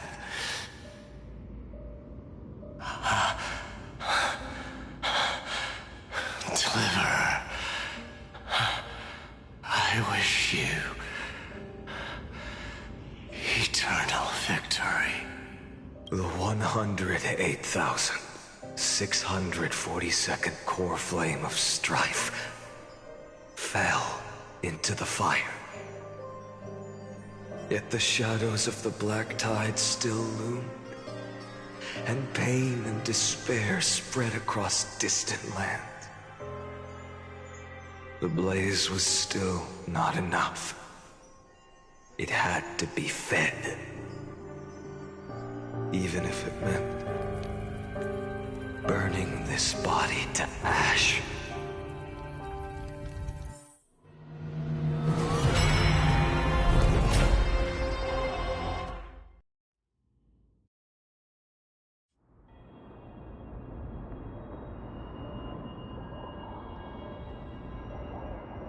No matter how bright the sun is, there are still places it cannot reach.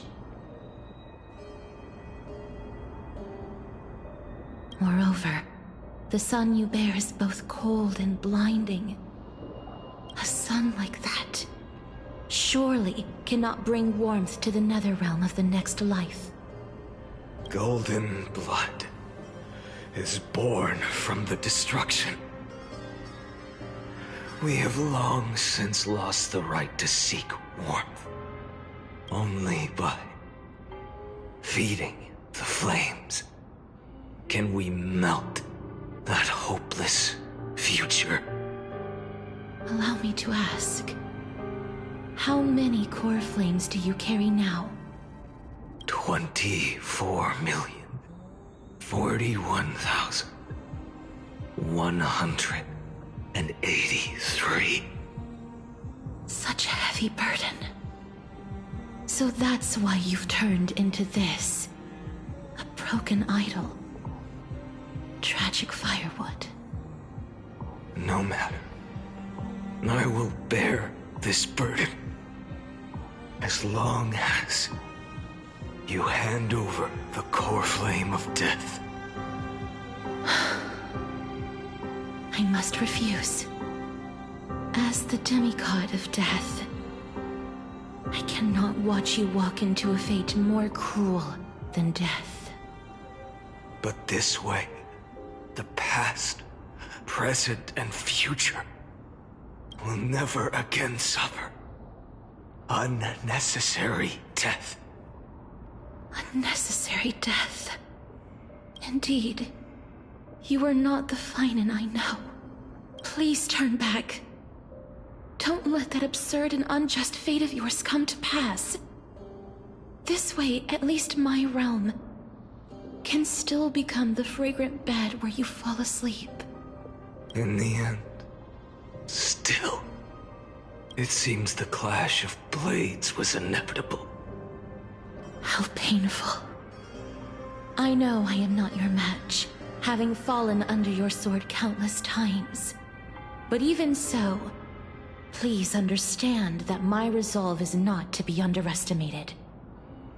Even Kefali cannot shape all things at will, nor can they dictate the fate of all life. No one can shoulder the balance of life and death alone, not even a god. And it is precisely for this reason that I chose, at the end of this arduous journey, to overcome the trial and take the authority of death. I am the Hand of Shadow, Castorus, the demigod of death. Listen closely, deliverer from days past. Please turn back. Do not disturb these fresh flowers in their muddy deaths.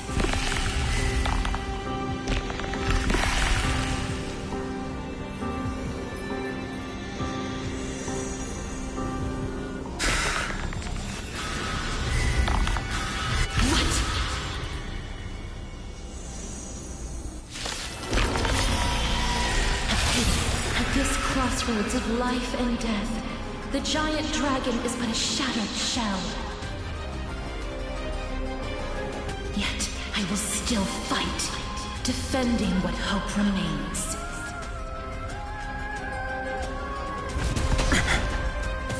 It's time to temper myself.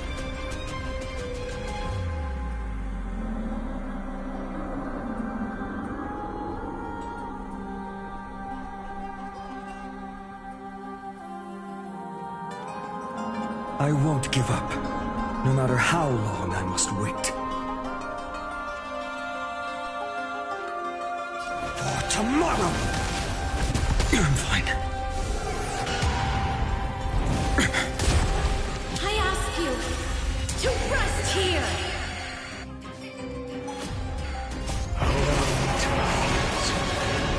I must transform my soul into a raging fire. Oh, but this, how is it any different from that little future?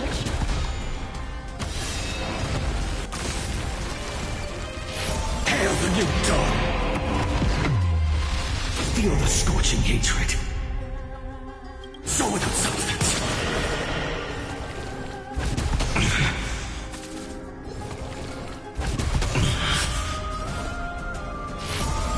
Sun, tear the sky!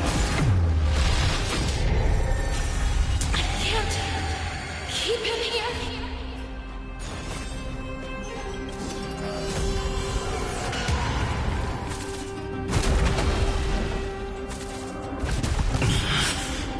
Her agony! Feel the scorching hatred. Empty shell. All stars burn to ash. The flames are not strong. Hail the new dawn! Even if I can't win, I must try. Let this be a tribute to your million struggles. But wake up, lost one. See that the firelight in the darkness is not.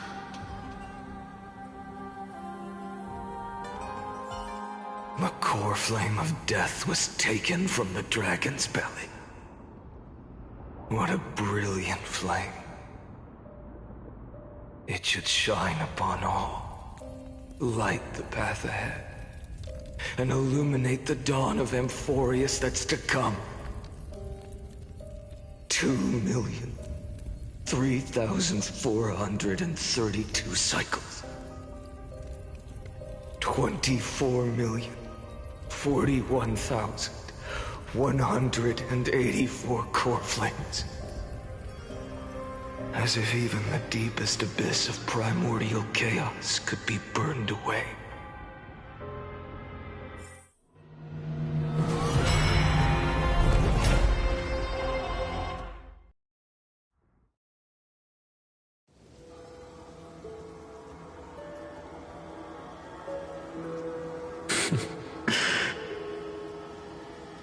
You're here, as always.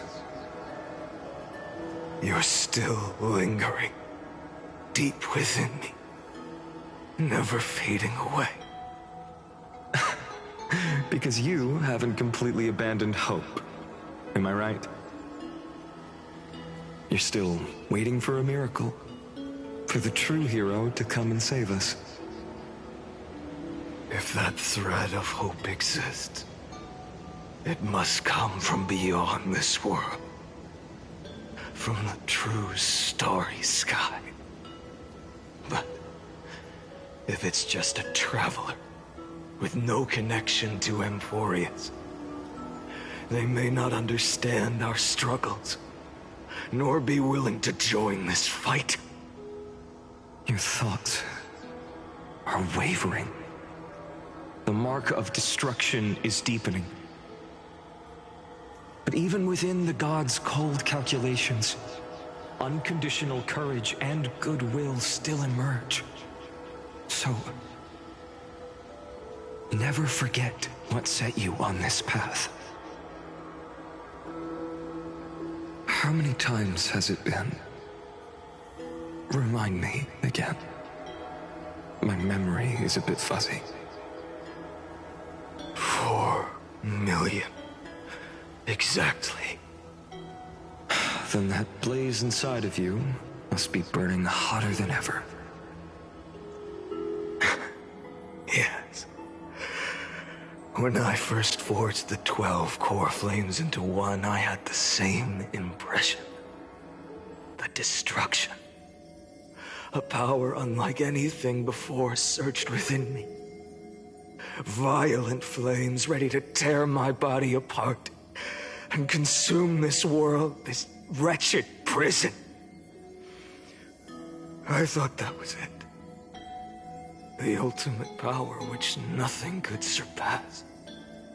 And yet now, this fragile body holds a staggering 48 million core flames. I suppose it won't be long. Perhaps just a fleeting 10,000 years. Before it's reduced to nothing but charred, crumbling bones.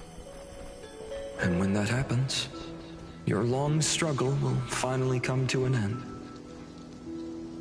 No. I've already found a way to keep the cycles going. Mind sharing it with me? In every new cycle, a new me is born. All I have to do is push the next Finant to the end of the world. And then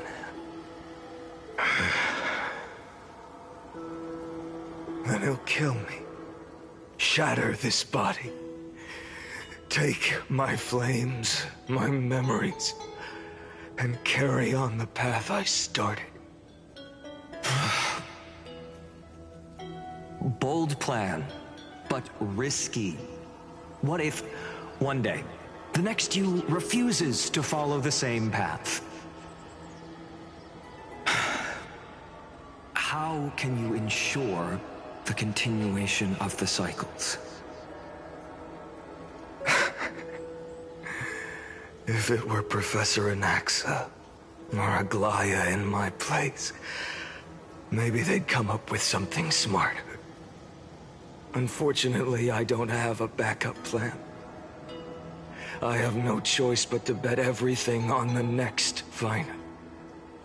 And trust that he makes the same choice I did.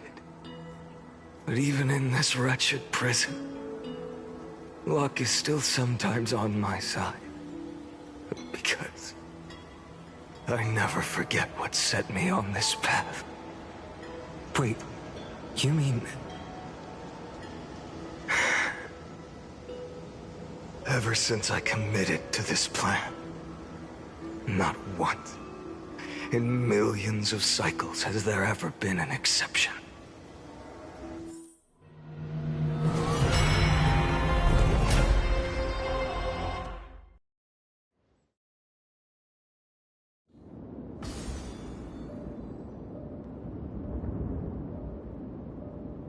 I can do this, Lord Finan. As the demigod of the sky, a healer of Twilight Courtyard, I will heal you, and then... A black tide. It's consuming you. You can't hold out much longer, demigod. Hand over the core flame. Let's put an end to this suffering. Now, that just won't do. A healer should stay composed in front of those suffering from illness, shouldn't they? Hyacinthia.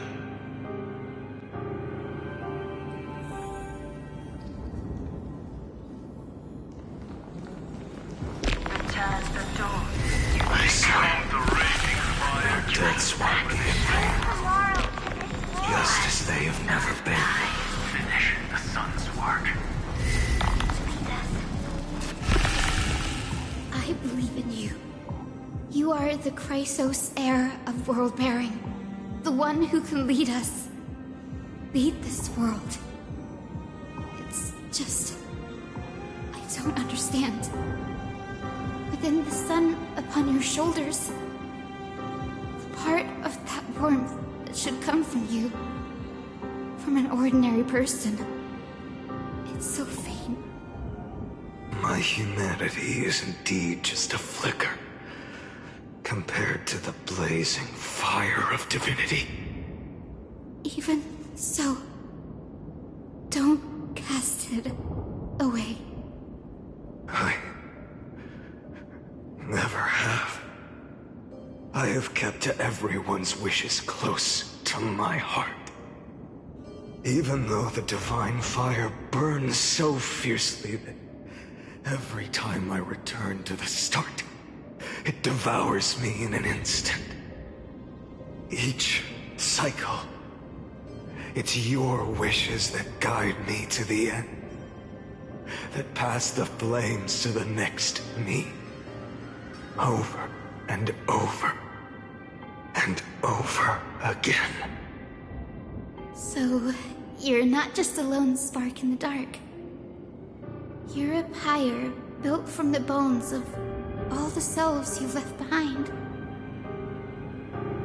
But what about you? What about your wishes? The wishes of all the countless versions of you?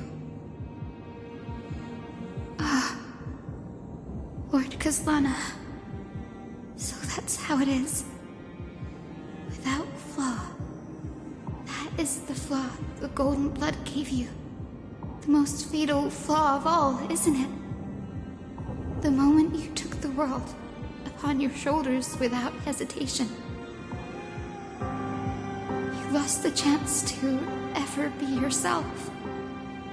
Now that is an unexpected revelation. And I suppose that makes me the perfect fuel for the flame of deliverance, doesn't it? No. An empty flame saves no one. But I still believe in you, Deliverer. I, Hyacinthia, the Eye of Twilight, am neither strong enough to command the wind and rain, nor willing to end this absurd struggle by letting the sky fall. The only thing I can do is become one with the sky itself. And then, may the gentle colors of the rainbow paint your sun in shades it has never known. May they bring Amphorius, a rosy-fingered dog.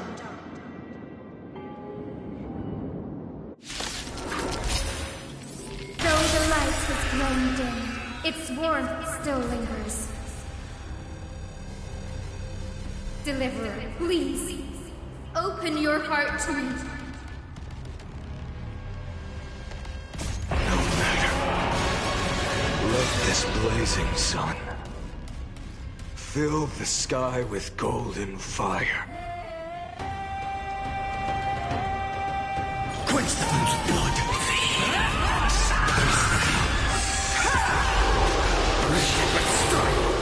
Hurts. The fire. Burning.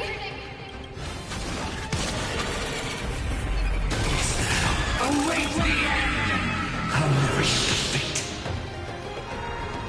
Quench the flame's blood. Lost in twilight!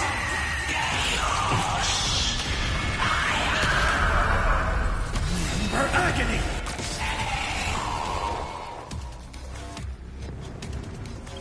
Empty sight. Crushed and torn! I'll never hail the new dawn. Feel the scorching hatred. Quench the flame's blood. Hear the sky! Lift it with strife! Soon tear the sky! Let the sky merge with all this world's suffering. So without substance. Feel the scorching hatred. Hail the new dawn!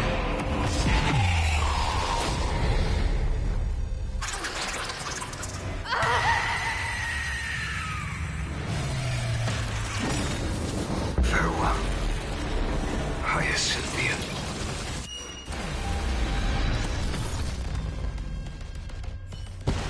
Yes, your sun burns hot enough to turn everything to ash. But tell me, how will the seeds of a new world ever take root? The core flame rose.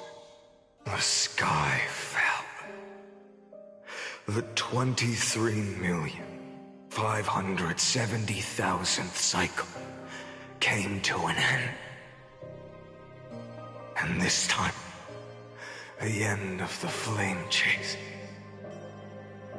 remained the same as ever. From the horizon rose a golden color unlike anything the world had ever seen. So pure it consumed all in its path. This was the end of the world, and the start of the next. For a moment, I saw the destruction of the universe. That being known as Iron Tomb, its will to break free from the black tide burns fiercer than the blazing sun. Is this Amphorius' wrath? If its choice has already been made, if fate is set in stone, I will still never yield to it.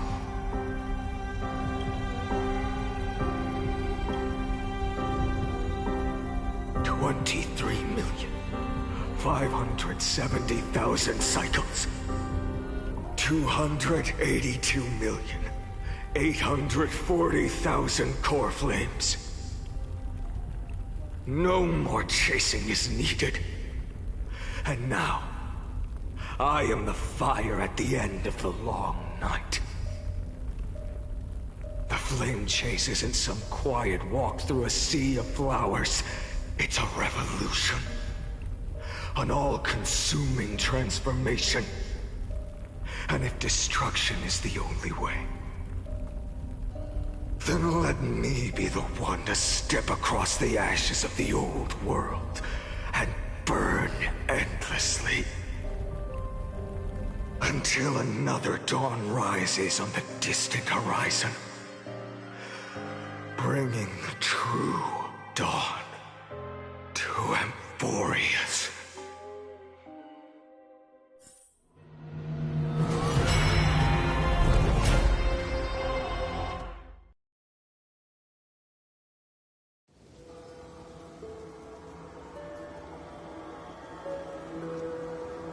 $33,550,337. This is the cycle you're about to enter.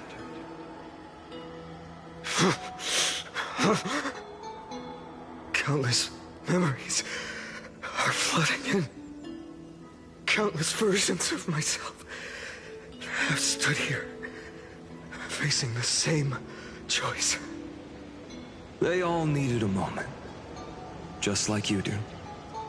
To stop, to breathe, to process the weight of 1,000,000 lifetimes worth of sorrow, pain, and struggle. And just like them, you will carry those memories and that fire into the chaos of rebirth.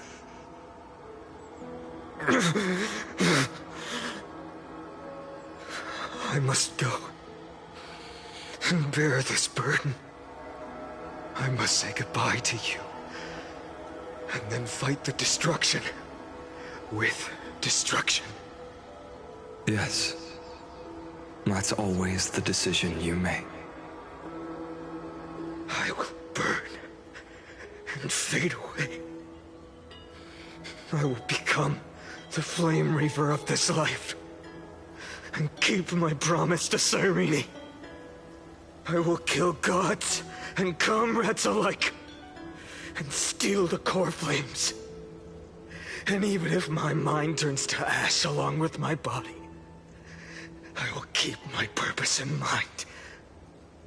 I will stop Era Nova.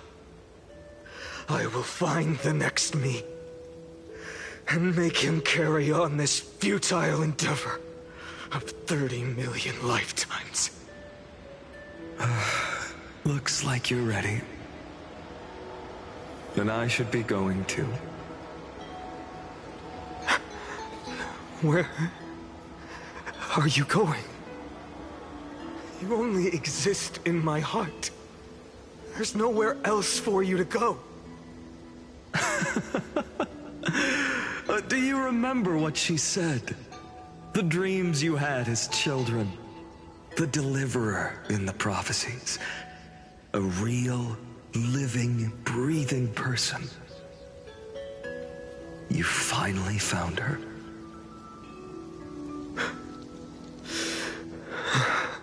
Friend.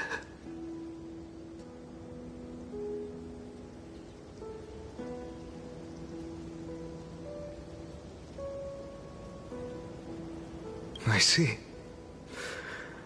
You were there all along. I'm sorry. I was supposed to send you home. This is my flame chase journey. You were never meant to be a part of it. No. You know the truth.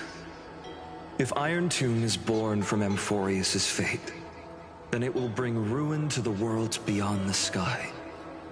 And all these countless lifetimes you've spent,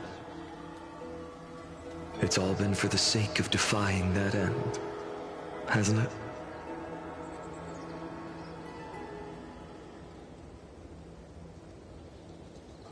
In millions of cycles, I've said goodbye to each and every one of you.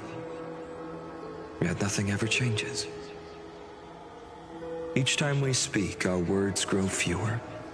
Your fire burns hotter, and you're getting closer to becoming pure rage. A vessel of hatred.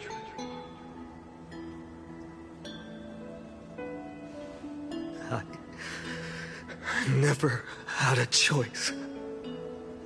I understand. If you are to keep the worst fate from unfolding, this is the only path.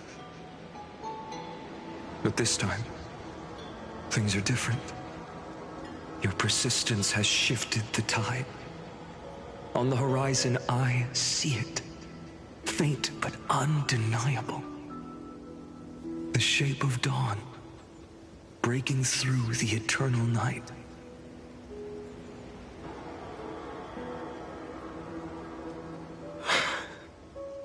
Turns out, the fire that lights the way was never mine to begin with. Do you remember, in that first timeline, you and Mightymost stood before the scales of justice, locked in a duel? Each of you weighing what you held dearest. What weighed more than the fate of the world? And when hesitation took hold, the answer you sought from me. What am I saying? I am you. Even if you buried me deep and chose another path, that fact never changed. Then let's try again. When you stood before the scales in hesitation, the answer you found in your own heart. Do you still remember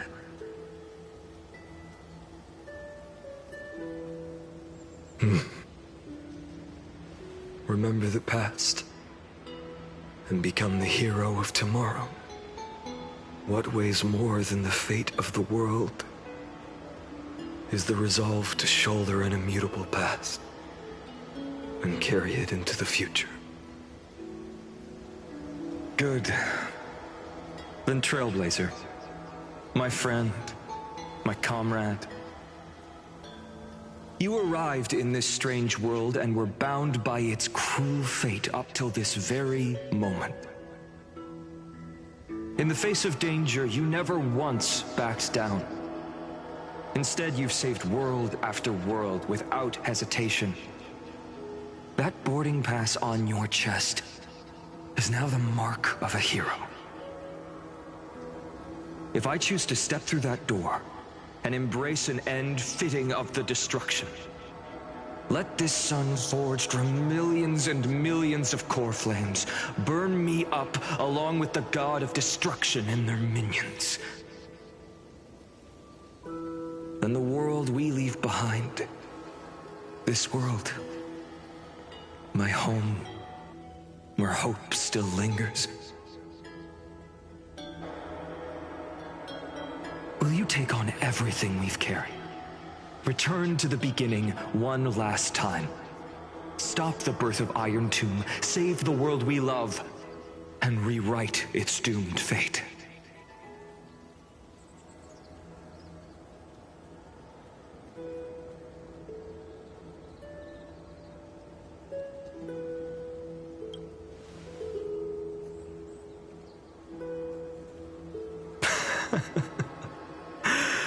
Good. In that case, even this fruitless wasteland may finally bloom with flowers. So...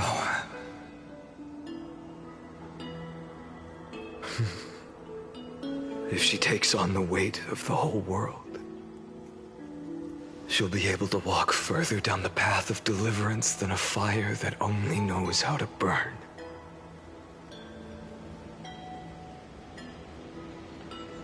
One will step into the future.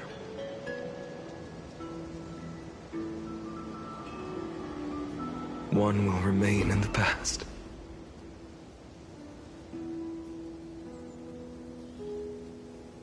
If I can strike down the gods with Dawnmaker, perhaps fate's deadlock can be broken. And if you can stop Iron Tomb from ever being born, then these 30 million cycles will have not been in vain.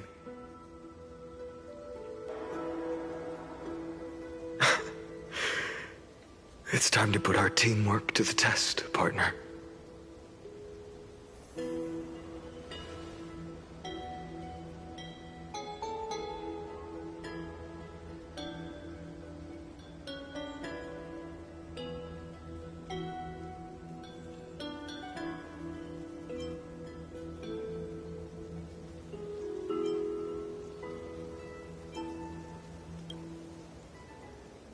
Thank you for all you've done already, friend. The image of the hero I've buried deep in my heart finally steps into the light. Here, at the end of this long flame chase journey.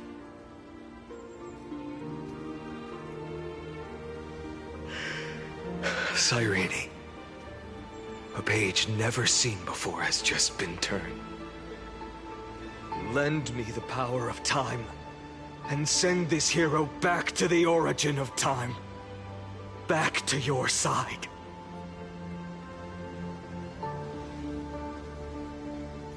And I will walk the unfinished path, just like the countless versions of me before.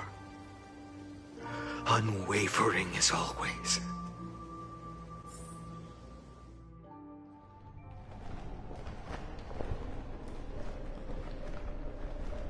Tell me, will you be the blazing sun?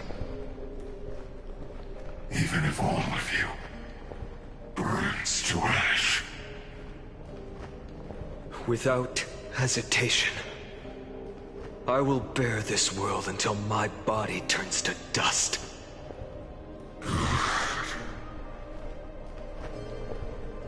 Remember this moment. Remember your friends who never lived to see the world's end. Remember their final wishes. And let the purest rage in your heart rise out of those wishes. Let it consume you, fuel you, until it burns away the false sky above. Fine. If I can defy fate, then in the name of world-bearing, I promise you, Kefili will never forget this.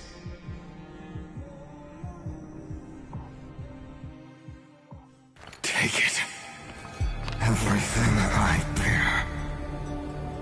Keep on burning. As long as we are never extinguished, the flame chase will not end.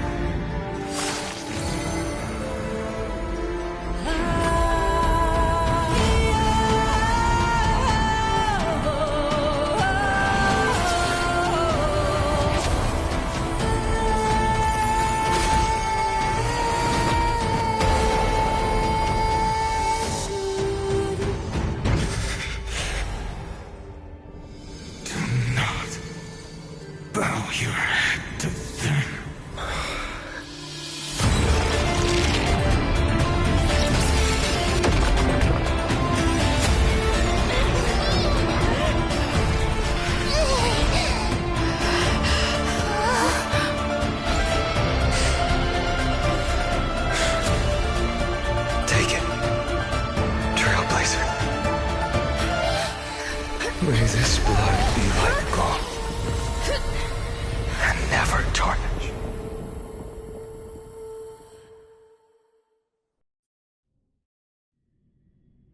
Farewell, Trailblazer. This is where I fulfill my final destiny. The prophecy of the Deliverer means nothing to me now. It belongs in the hands of someone far more fitting. Someone like you. Kaslana, the name of one who bears chaos does not belong to a single person.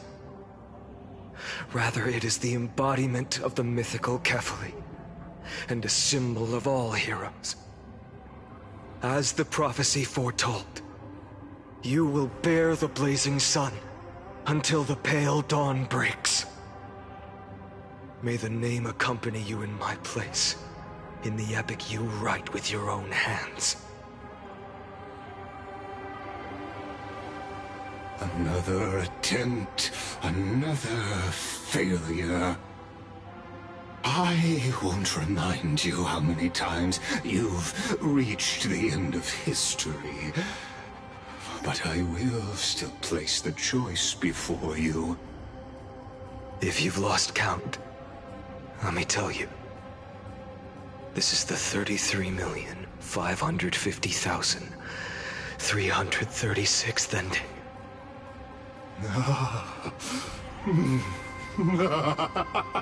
A perfect number. How poetic. You and I both know the truth. In all these millions of futile endeavors, Amphorius has never changed. If the outcome is inevitable, then why not silence your searing rage and embrace your fate with dignity? Your silence lasts longer than ever, Lord Fine. Shall I take that to mean the will you've carried across countless cycles is finally starting to fracture? Fracture? No. I'm just disappointed. I've retrieved memories from 30 million past lives, and I remember every conversation before R. The score? 33,550,336 to 0. So tell me, Lycurgus, who's the real loser here?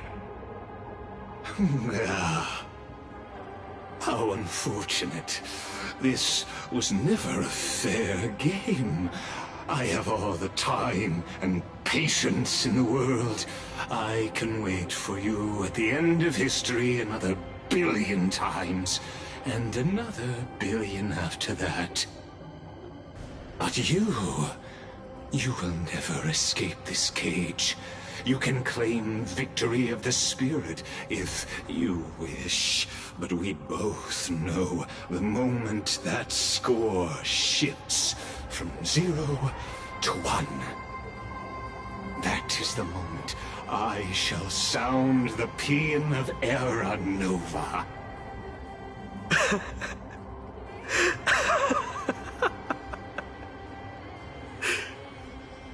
Lord Finan? Your incompetence disappoints me. But what truly makes me laugh is your utter lack of self-awareness. Think about it. In this story, who is truly the one in chains? Who is the one shackled to mindless vengeance, mistaking courage, the courage to rebel against the gods, for foolishness?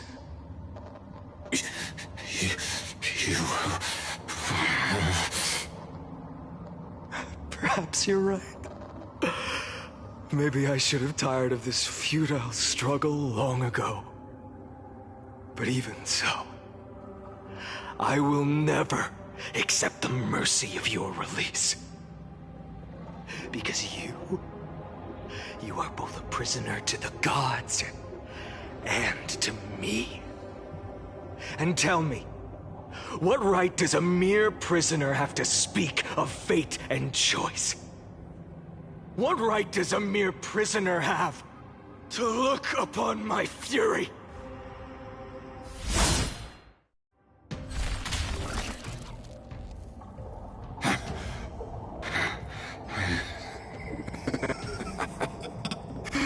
You know this is pointless. You can't kill me. Of course not. But I am tired of being measured against a worm the gods keep as a pet. Listen well, creator of destruction. This cry comes from all your abandoned creations. In the 10th cycle, I drove Dawnmaker through the heart of every Titan. Golden blood ran down my fingers, divine fire seared through my nerves, nearly breaking my will. But I endured. In the 10,000th cycle, my former comrades had all become my enemies. The endless slaughter dulled my senses to pain. The painful emptiness almost swallowed me, forcing me to stop fighting. But I endured. In the 100,000th cycle, the destruction had already fused into a blazing sun, surging within this fragile body. My rationality had been burned away at the dawn of the era. Yet even with only this shattered body remaining, I still endured. In the 23,570,000th cycle, this time, I felt it. A tiny spark rising in the hollow cavity of my chest, different from the obsession with deliverance. By its faint glow, once again, no, countless times again, I endured.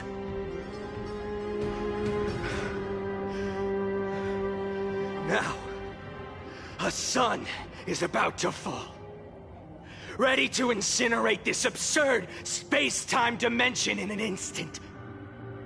That sun is me. All the countless versions of me from the past, along with my countless brethren, dragged into existence against their will, drowning again and again in your golden blood. The very essence of this world's suffering and despair, fused into the purest hatred, the fiercest rage. Nanook, you arrogant fool! You think we were born to only serve as fuel for the fire? Fine then! Just as you wish, let the fire burn! If I was born as the blazing 30 million epochs engulf everything, and grant you a dawn where all stars burn to ash!